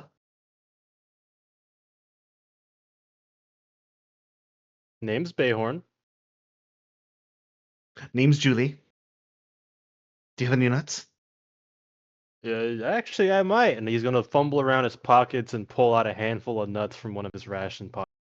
The Julie the squirrel immediately flies out of the chest cavity, and it's a flying squirrel. You can see the wings, like the Oh, that's wingspans on amazing. it, and it's like starts to glide onto your hand, and it just starts rummaging through the nuts that you just brought out, and you feel it kind of tickles. You hear the Warforged go, "Oh, good, it's out. Thank you, friend," and he walks away. You're welcome. So you have nuts. I have a need for nuts. Let's say we partner up and we take the world by storm.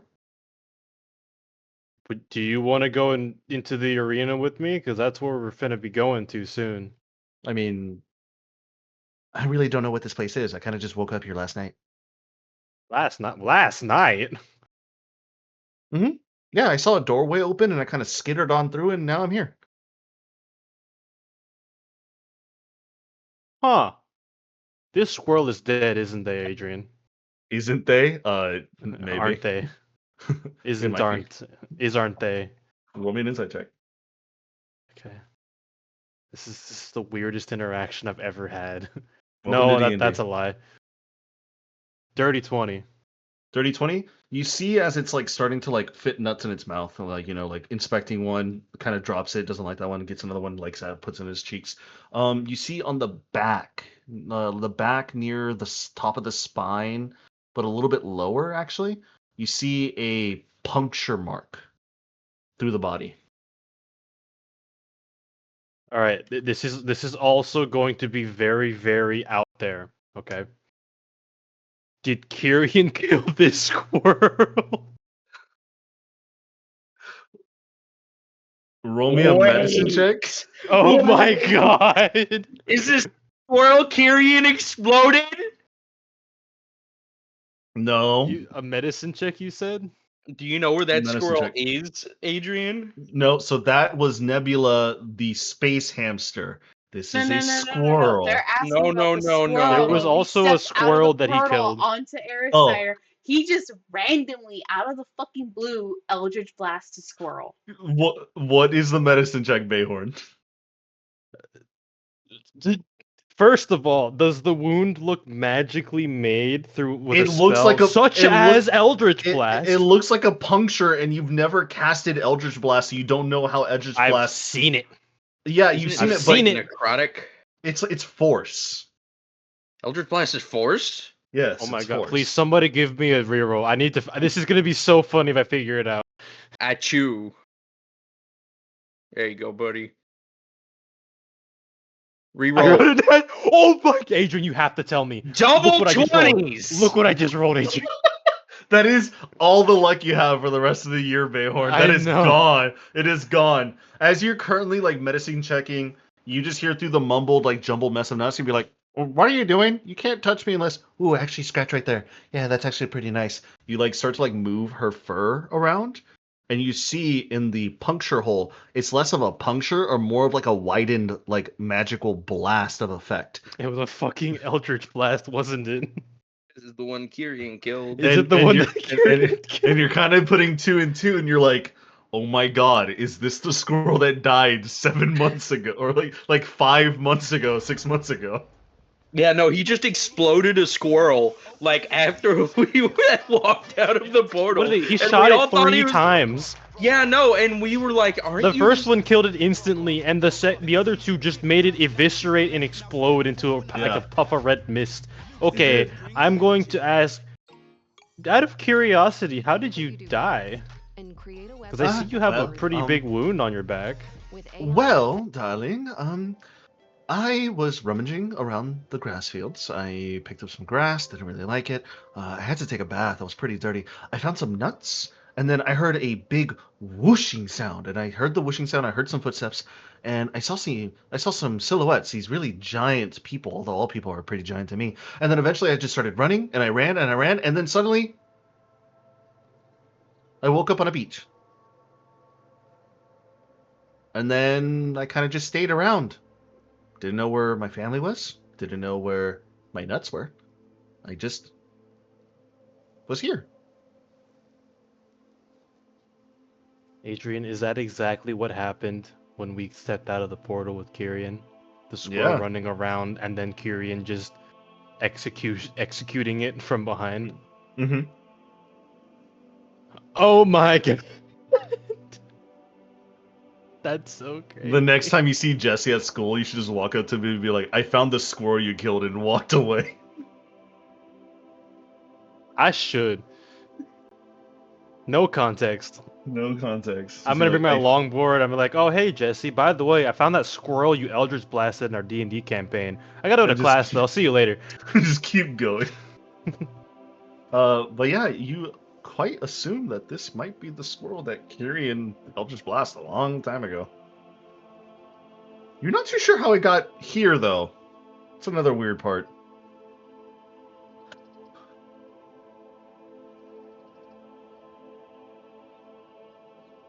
Well, more than welcome to stay and hang out. We are going to go into the arena. I'm pretty sure that if you come with, you may end up like being able to be resurrected. And if that happens, you could either stay with us or go your own way or whatever.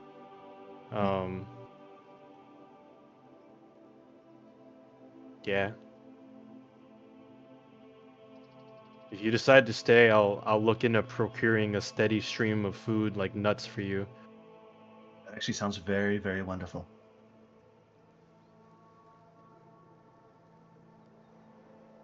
All right. Well, for now, Bayhorn's going to find a spot in his pack, and he's going to very quickly make some modifications to a pocket. He's going to put some of the nuts in there, as well as like some like seeds, like sunflower seeds and all that. And he's gonna say, "All right, you can kind of chill in here for now when you don't want to be, popping up and wandering. Put some food in here. Please don't like chew through the bag. I don't have enough material to repair it. But Don't worry, I'm I'll chew through the bag. gross, no. Um, but yeah, you're more than welcome to hang around. I don't mind. It was very nice meeting you. It was nice meeting you too. Thank you. And she just takes the nuts and she scampers off somewhere in the tavern. I guess if she wants to come back, she will. Um. Damn. Okay, I'm gonna go find the Warforged and ask him. So, you're good, right, on like the maintenance and stuff? Do you need any oil in like your joints? Any like a second dose in your neck? Or are you good? You see the Warforged kind of just look at you and he just says, I feel fine. Thank you. Okay. I appreciate everything you've done. Yeah, no problem. I also have a quick question. Um, say we were to offer like a weapon or armor as an ante, would we still be able to use said item? And if we lose, it just gets taken from us? Or do they hold on to it? You are able to use any personal anti-effects if you have them, such as a weapon or armor. However, you are correct. If you were to lose, you would lose them forever. Adrian's gonna throw the most devious shit if we make something important anteed to us. Like if I bet my hammer, he's gonna be like, yeah. What's that undead you can't kill? I forget. There's a The lot. Reaper? There's one specific undead from the deck of many things that chases you around that you can't kill. I remember what you're talking about, but I forgot what its name is. It's like Yeah. a Reaper of some sort. There's the Reaper, which actually isn't really one that just follows you. The Reaper is just a Reaper appears and you have to fight it. If someone else joins the fight, their own Reaper fight also gets to fight. Grim Harrow. Yeah. The Grim Harrow? Yeah. Yeah. Yeah. When a character dies to the skull card, the Avatar of Death, yada yada. The creation of an undead force known as the Grim Harrow. Grim Harrow.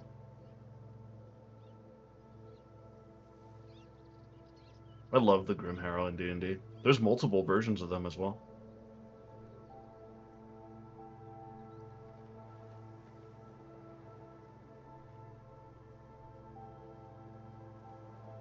Yeah, the Grim Harrow. You can't technically kill it, ever, and it chases you around for a year if you pull that card from the deck of many things. If I bet my hammer, Adrian's gonna pull some devious shit, like a mechanical guardian or something like that. Some monster out of the ether that has an AC of 30 or 40, and has rolls with plus 20s on them. Anyways. You take advantage of the items that I give you? I think that I'm all set to go fight. I don't know about you guys. We can go bet the damn universe. Maybe we'll get a spare one for in case we fail. Who knows?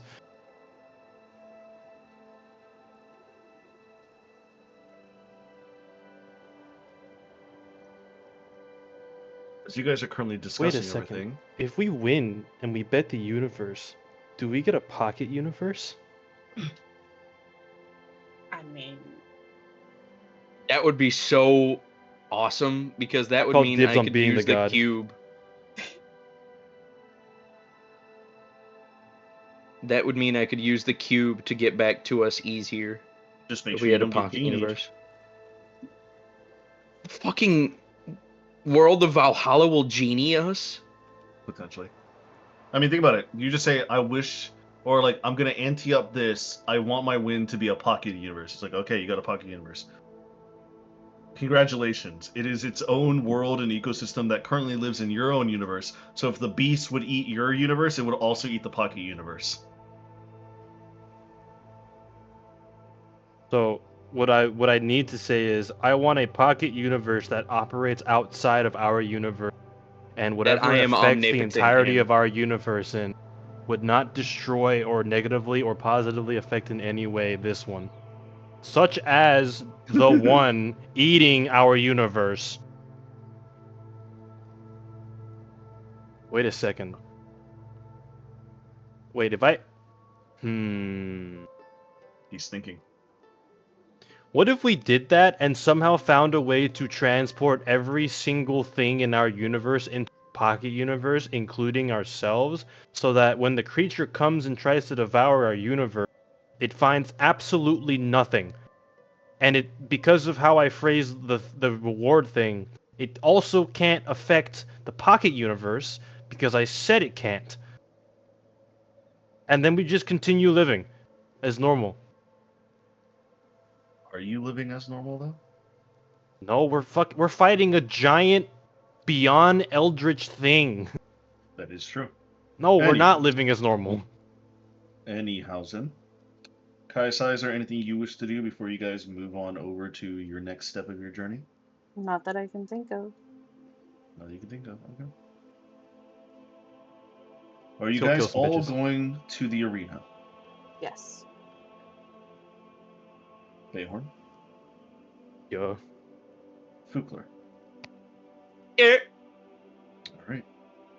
With the team set in stone making their way over to the arena, you see that the proprietors of the area, the Astro Elf looking at you guys, just staring and studying you guys, the Warforged waving at you guys as you guys continue on. Squint also looks at you guys and just starts waving with his little quill in his hand. You guys all start to walk up this 1 minute long stairwell up to the arena. You feel the air start to get heavy.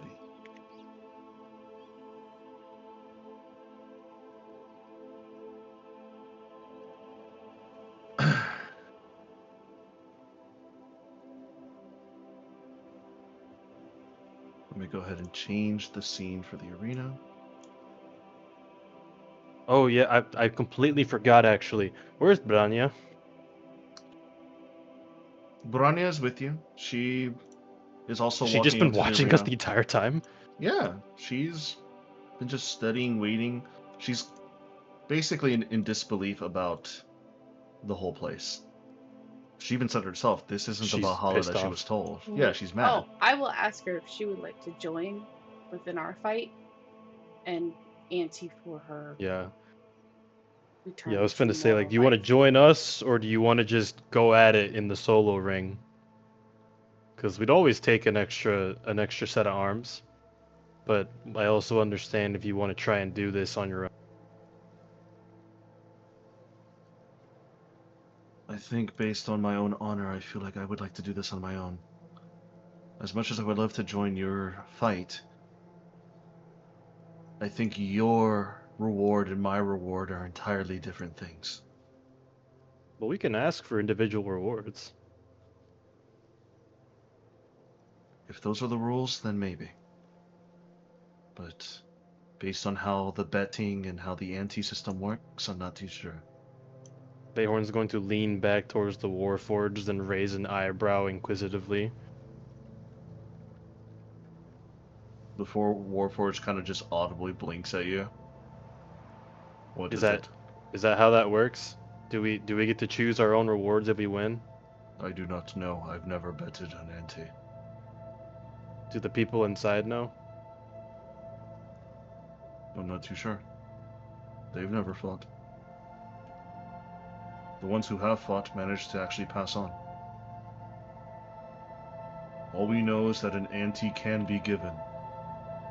Choosing a reward or sharing a reward, we're not exactly too sure. Well, let's go find out.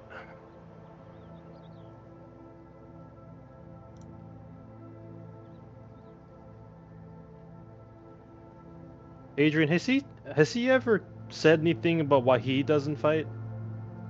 No, he hasn't said anything. You haven't asked him that question.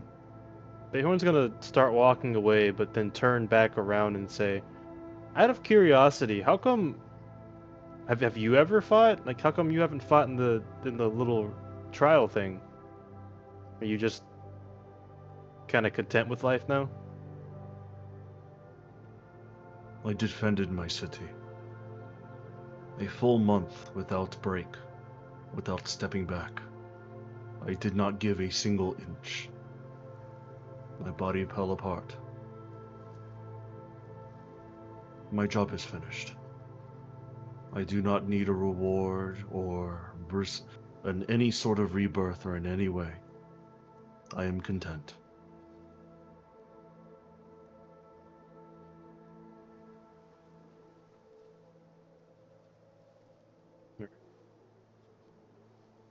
As you guys step up, you hear this swelling of music start to bleed into your ears. That music is called the Wick Studio. I know. That music is called I don't know. We are the Helldivers. Introduction to the Helldivers. Hell yeah. You got the Bum, better bum, ad. bum, bum. Bum, bum. What makes someone's work a work of art? Art takes count. So many let's fucking ads. do Oh my this. god. I only see 1, 2, 3, 4, 5, 6, 7, Too 8, damn much. 9, 10, 11, 12 in total. Let's see if this one works better. But as you walk your steps up to the arena proper, Fukler, the arena is as if you left it. The blood stains on the weapons still on the ground. The statuette, arena viewers are still there. The bird's still swinging by and the dust is still settling. But as you, the A team, and the B team right behind you ascend those steps and make your way up into the arena proper, you hear the gates close behind you, and a thrumming sound reverberates throughout the entire arena.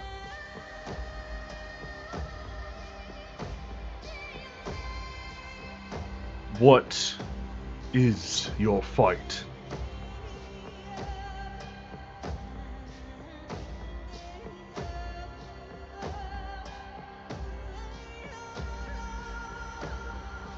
Are we going to have singular or coordinated combat?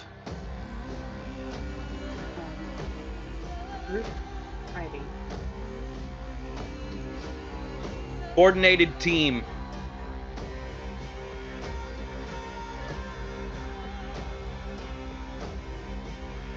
Coordinated fighting. Choose your team. Maximum of 5 members. Oh.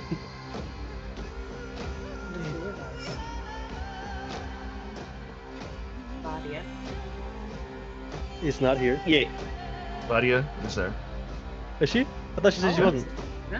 All of us are there. No, everyone's there. The whole B team is Oh, there as shit. well.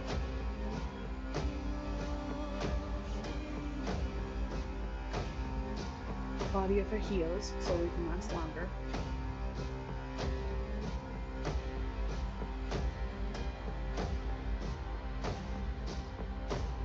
What else should we have?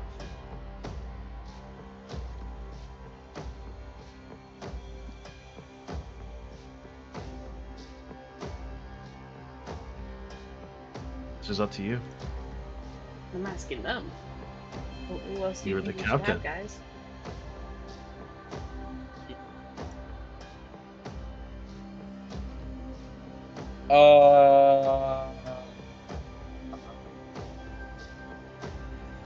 Two I main mean, fighters, an assassin. Finnegan.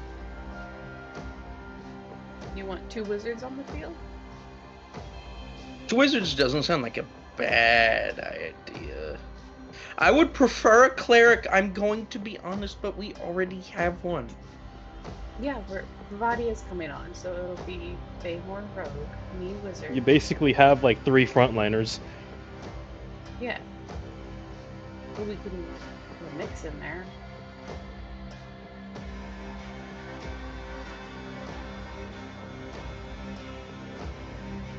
I think Finnegan will do okay.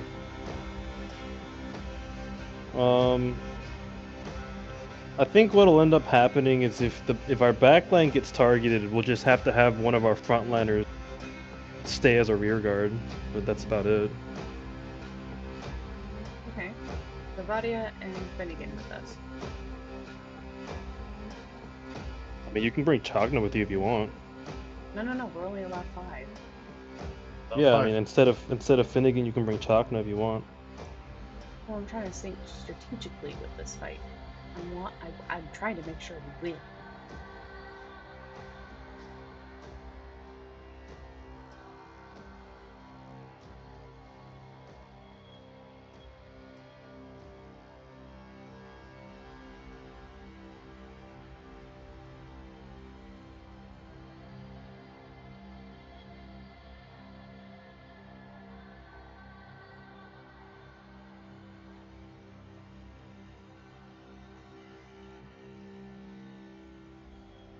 Vadia for sure, because we can get heals with Vadia.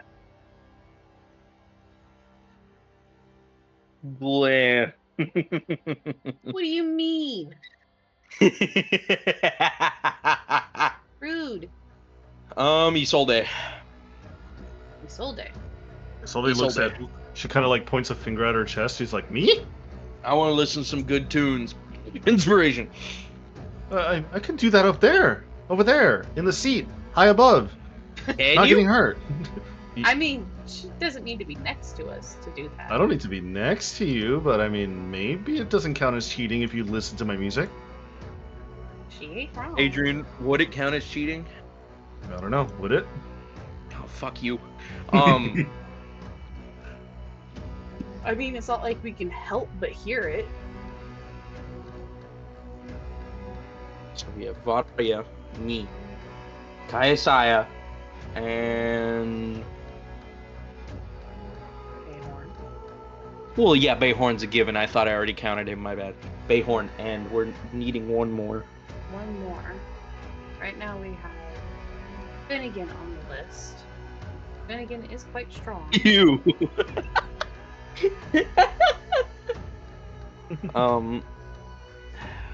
Shit.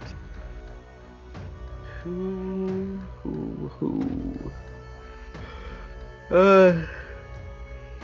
Adrian, Yes. we have been training, right?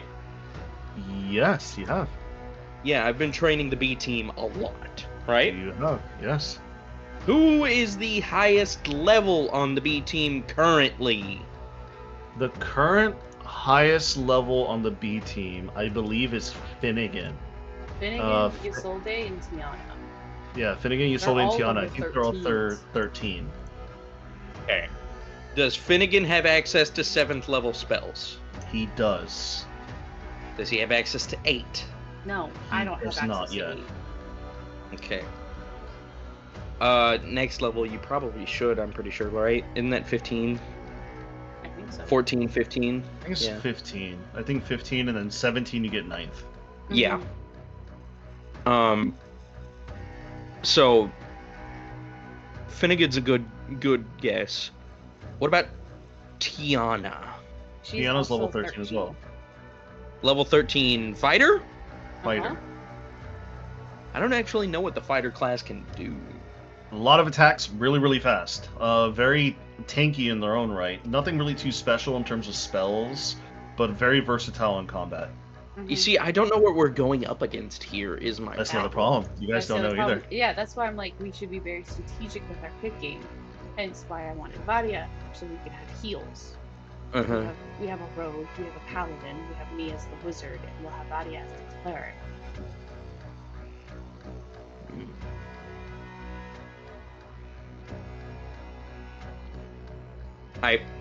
Here's my reasoning. Finnegan. Mhm. No offense, Captain. Wizards are squishy. So having Yes. 2 wizards is probably having better than 1. No. Backup wizard. Backup wizard's fine. Actually, I think Finnegan is a little bit more beefier than Finnegan is a little stocky in his own right. me. Yeah. He's pretty stocky. Yeah. So, Every day he does his push-ups. He does 100 push-ups, 100 sit-ups, and runs 10 kilometers. Yeah, we can have this be the lineup. The 3 of us, I and bet. Vadia and Finnegan. This is good. I'm good with this. I can work with this. Shelby probably knows what we're already gonna fight. No, I don't. You don't? Okay. Spoiler from campaign 1, Aqua fought Zed. Aqua fought Zen? Uh-huh. Wait, the dude who betrayed you? No, wait. The big wizard dude. No. No. The No, the college big samurai. guy. No, not wizard. No, the what's it called? The ninja dude. The samurai. The samurai. The samurai dude. My bad. I am like fucking everywhere today. I'm gonna be real. I'm trying to figure out why this place is empty. I'm trying to figure out like a bunch of stuff in the back of my head. So I'm kind of all over the place right now. Would I to be know real. this as Kayasaya, Adrian, or is it just a me? It's just a you. It's like Okay. Shelby. Yeah, I figured as much. Kaisai So I has haven't said no shit. idea. Yeah, so I Yeah. haven't said shit. Imagine they make us fight Seraphis Callum. I'm gonna tweak.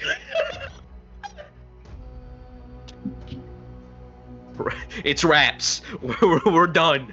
All right, guys, pack it up. But yeah, no, that is our team.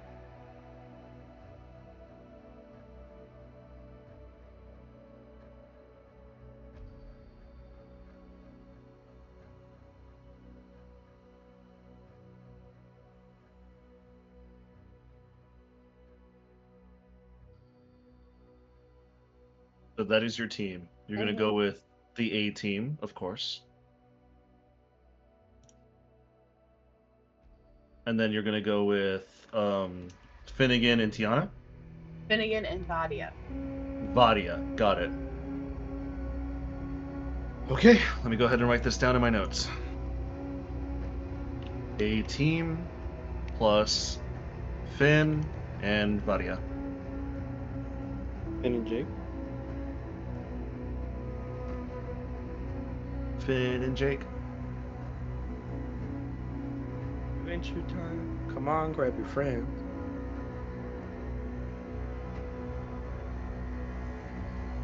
Alright. As you assemble your team, and the rest of your team starts to shunt away towards the edges of the seating arrangements, you see in the middle, the arena, suddenly, all the blood and the weapons disappear. And quickly, a sort of like altar formation kind of rises up. A very large rectangle with 5 lions on each side made out of pure stone. And suddenly, the 5 of you are warped into this dark, dank cell room. And you see the gates in front of you open up into the arena proper. There's food and drink next to you, as well as a wide variety of weapons. And you can sense, Kaisai, that all the weapons are magical, but they're not inherently unique. They're just magical.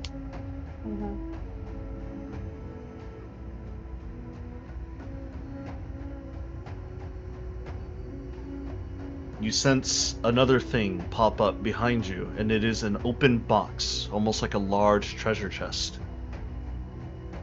Wager an ante for greater rewards.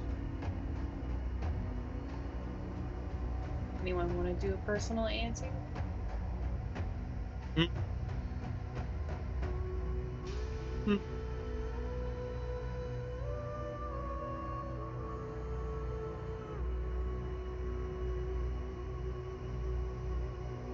I'll put a personal one in, and I will put my Staff of Dunamancy. Okay. As your staff enters the chest, you see the chest light up in this like bluish tone, very subtle, very light. Ante has been raised. Bayhorn, buddy, you know the thought going through my head right now. Is Cedric even here? I'm right here. Cedric, do you know the I'm thought thinking that's about going an through my idea head? that I have. Probably. The sword. You mean the thing that I made you? Yeah, You know, if you lose that, I'm charging you for it. understandable. And with that knowledge, It's- do what you will. It's a legendary class item. It's bordering a fucking relic, dude.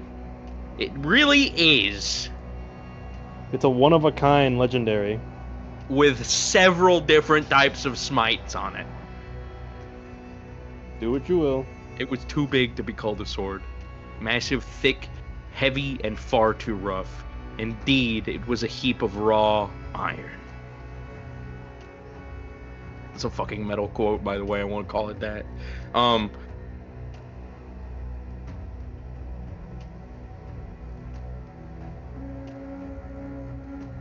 Fugler is going to wager the Startherium blade.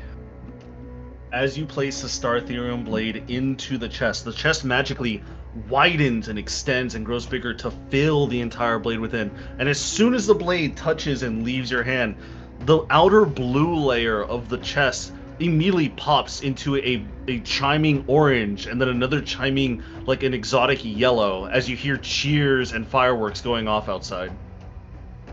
Don't know what that's about. Yeah, I think you just It's made the our potency fight. of our wager. Yeah, and the difficulty of our fight. How hard do we want this fight to be?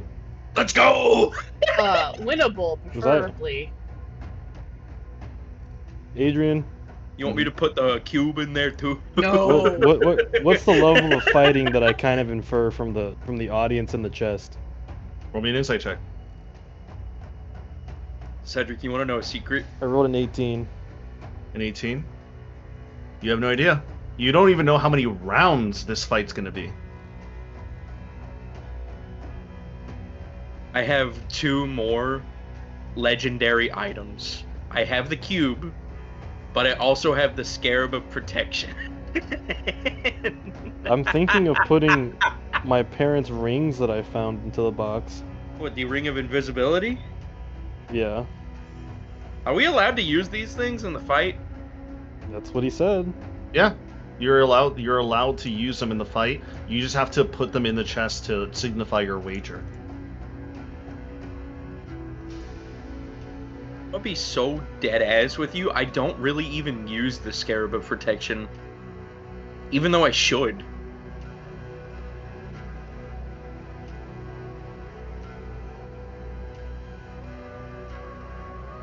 Up to you, man. Whatever you want to do. Adrian, what happens if I put like a pound of Genesis eggshell in there? No. You can certainly try and figure it out. Put the negative eggshell in there. No, we No, need that. the guy says that I need that for something, and I don't know. We what. might get double. Come on, Cedric.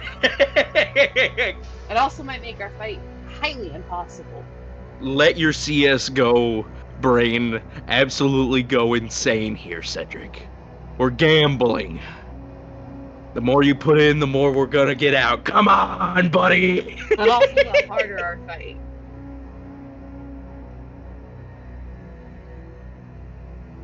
I've Just already to put let it you up know. to near max, so we're probably gonna fight something awful already.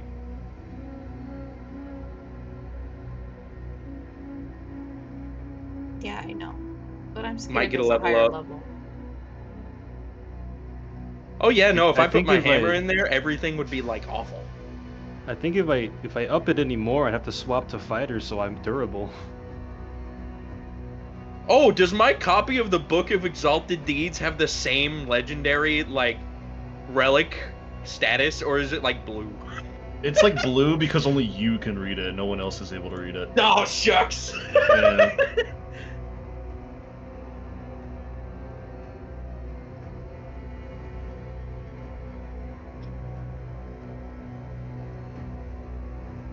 Is there anyone else who wishes to bet? Do so now. Put Rowan in there, Cedric.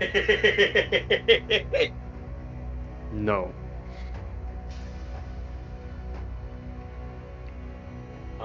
What else? Put your all-seeing scabbard dagger. Your dagger of non-surprise. My dagger of warning? Yes. That's a green. And it's still more. I'm I just have a trying to raise better the idea. stakes. You gonna put your lightning javelin in there? I have a better idea. What is it?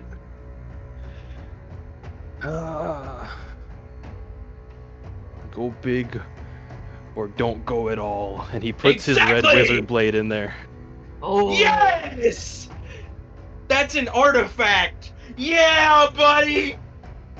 It's technically classified as legendary, but it's something alright.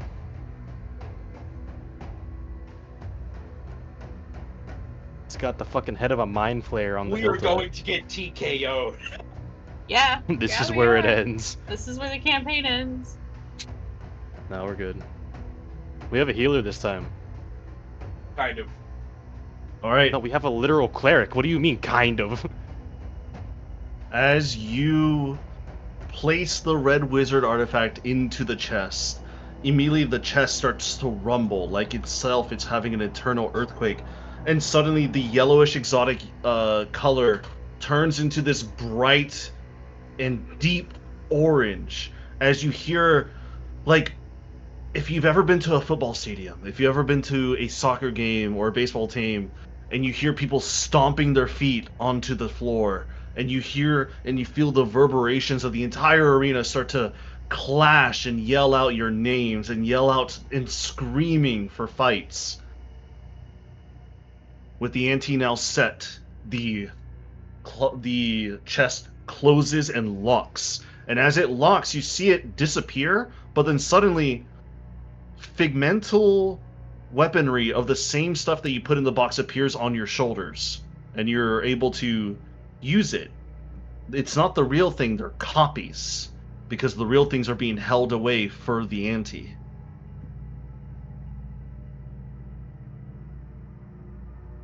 The ante has been set. Maximum bet, maximum reward. Maximum fights, maximum pain. This is gonna suck ass. Challengers! Roll the dice. And Kaisaya, in front of you, a ball just starts spinning rapidly, and it's a d12. Do we have to roll a real life D12? Roll a d12 for me, Kaisaya.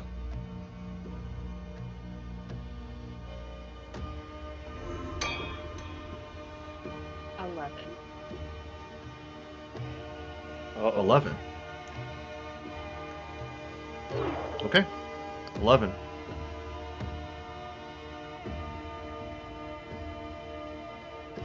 A challenger has been selected.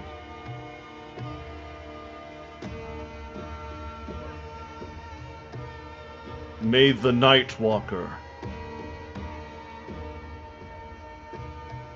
bring peace upon your souls. Wait a second. Night. You mean like Why does you that mean sound like familiar? you mean like the boon that I took?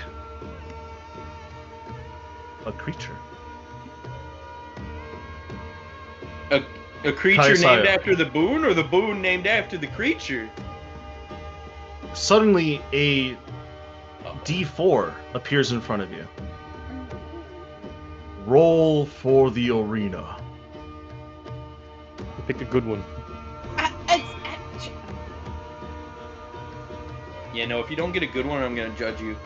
Yeah, same. It's at random. I have no choice here. That's what they all say. 4. Okay. I Suddenly, heard the audible thump. you hear explosions appearing outside your gate, and as soon as you look outside, the middle altar-like area is completely destroyed. Smoke starts to rise from above you, and you see it is nothing but cracked rock and destruction laying out the battlefield in front of you. Hazardous Fighting a terrain? volcano? Really? I'm judging you so hard right now. Yeah, no, Bayhorn doesn't have a problem with that, but I gotta walk around it. No, I have the problem with it a little bit. The match has been set. Challengers, walk out. I Decide didn't get to your decide fate. this. The dice chose this. It's all Kaisaya's fault. The gate doors open. Do you wish to step out? Yeah. Yeah. Finnegan and Vadia kind of look at each other and just nod, and they just say, "We're ready." Bayhorn's doing little hops and stretching and like, oh man, we're gonna get cooked here for a second. Literally. As you guys walk out to the blinding light, you hear and see the statuettes now are moving. It is a roaring, cheering arena full of spectators of all shapes and sizes, all ages and demographics. They are witnessing a time of battle. Suddenly, the air stops as you all enter outside. Go ahead and place yourselves on the right side gate for me, please.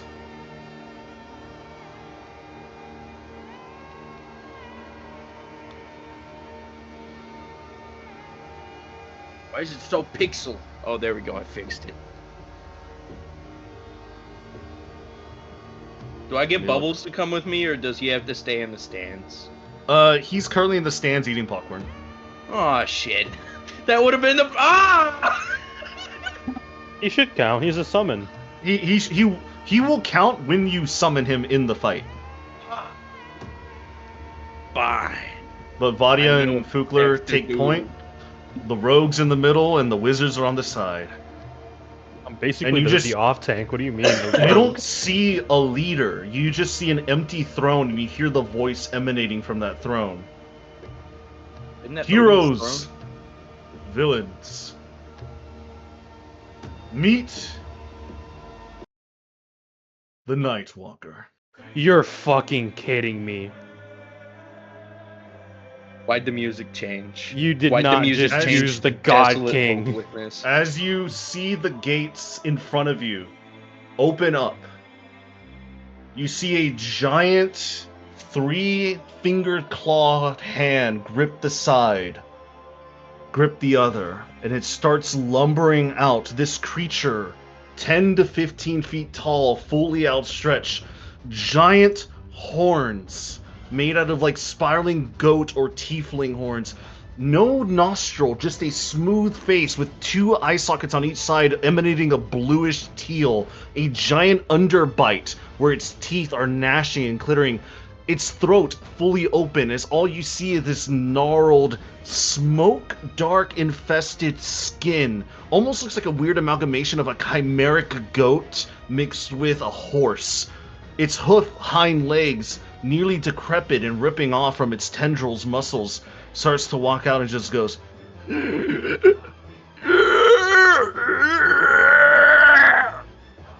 As this is what you see of the Nightwalker.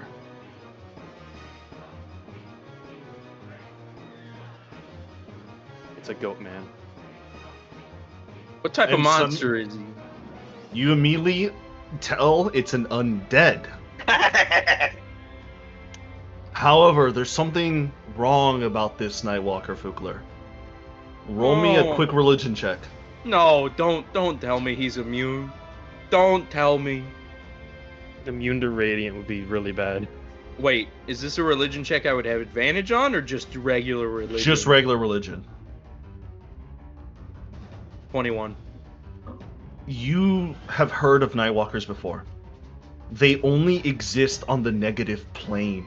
A plane of death, which is Yatolt's favorite thing. It is an anathema of all living things. Anathema? Anathema, yes. For each creature that enters the negative plane, a Nightwalker is released to take its place. Nightwalkers on the material plane are attracted to the elements of the world associated with the creature responsible for its creation. You do not know what created this creature. However, you do know of a special ability it has. Any creature that dies to this Nightwalker will not be revived except by a wish spell.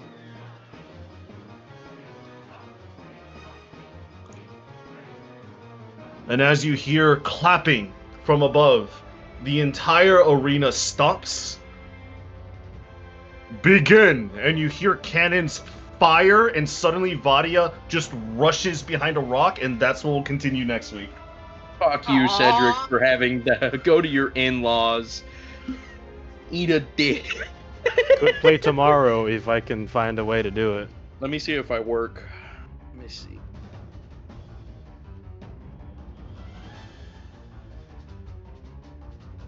Adrian, I also had a question. What is your question? If I ground up the eggshell into a fine powder, and I tried infusing it into my armor, would I grant myself resistance to Genesis magic the same way I would do it with the lightning and psychic powder? If you don't destroy your armor in the process, you would. Oh yeah. Can I make a Genesis infused alloy? That's a lot. That's a lot of eggshell, but you could do it. Well, I mean, if you think about it, everything that I've done so far requires, in comparative sake, a very minuscule amount. You know, okay, I don't want to Like help you here half because an I ounce am here, a couple ounces there. as your DM and your friend and your surrogate father. I want to tell you something that you haven't thought of yet that'll help you so much with your eggshell problem. But I can't because you'll break the game. If I roll a natural 20 right now, will you tell me? Yes, just roll a straight d20. No! It's right there! I see it! Damn. Damn. Sad. Is it something to do with, like, working with it, or something to do with manipulating Isn't it the same it thing into as the something else? diamond? It's The same thing as breaking the diamond. I've heard this before.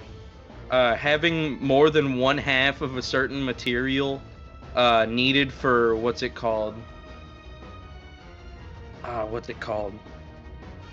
It's What, something can I to do cast with mending on it and artificer. just be able to create another one magically? Yes, you can. It's something broken as shit. I read it on Reddit once. Oh fuck, what is it? I can't remember. You have to leave. To leave. Damn. Thanks. What? man. Yeah, I Thanks, can't remember. thanks. I'll probably remember by the time we have D&D next. We'll be next weekend because I can't play tomorrow because I work. Okay, no worries. Do you are you off next weekend or do you work a little bit on Saturday? Next weekend I do not work. Oh, Nice. nice. So we could play on Saturday then. But the week after that I do. So And I we'll under probably yeah, have to play on and Saturday. it's only the week after that. I assume you guys want to take a break from just life because I know next week is what? Not next week. Is it the next week or the week after is school? 24th I'm pretty sure is Oh! the first day. 21st or Okay. 24th. Okay, so it's in like 2 to maybe 3 weeks. Okay. Yeah, 21st or 25th is first day of Okay. school. And I assume you guys want to just use that weekend from school to just chill, which I get. Yeah. Yeah. But all right. Well, good session, guys. A little bit short, but good session. We got some lore. We got some story out of it. I'm hungry. Shelby, are you hungry? Kinda. Kinda. I'm still pretty. I mean, honestly, the McDonald's hit pretty well. So I'm not like looking for a big meal. I just want like There's still something to nuggies munch on. left. No, there isn't. Oh. Damn. I could hear her frown through the O. She wanted some. nuggies. It Well, was Adrian, spicy. you have to go buy some then. It was We finally spicy got spicy nuggets. nugs. We finally got spicy nugs over here. Cedric, I love when I played this music. You're like, fuck you. Yeah, because I knew this fight. I just did it. Yeah, it's one of my favorite songs. I saw the God King like pop up, and I was like, motherfucker. Motherfucker. But yeah, next week you will be fighting the Nightwalker. Also, Shelby, you want to know what your D12 that you rolled? What? So there's 14 enemy types in D&D, and I made you roll a D12, and I rolled a D4 to see if it did something to your roll. Great. Because since there's 14, I had to like kind of split it a little bit, and you rolled undead. So you have to fight an undead. Cool. You could fight any of the types. It'd be fiend, giant, humanoid, We have monstrosity. the guy that makes it to where fighting undead isn't. It's not that much of a problem. But here's the thing: you don't know how many fights there are. That's great. That's just great. And you guys got the max ante.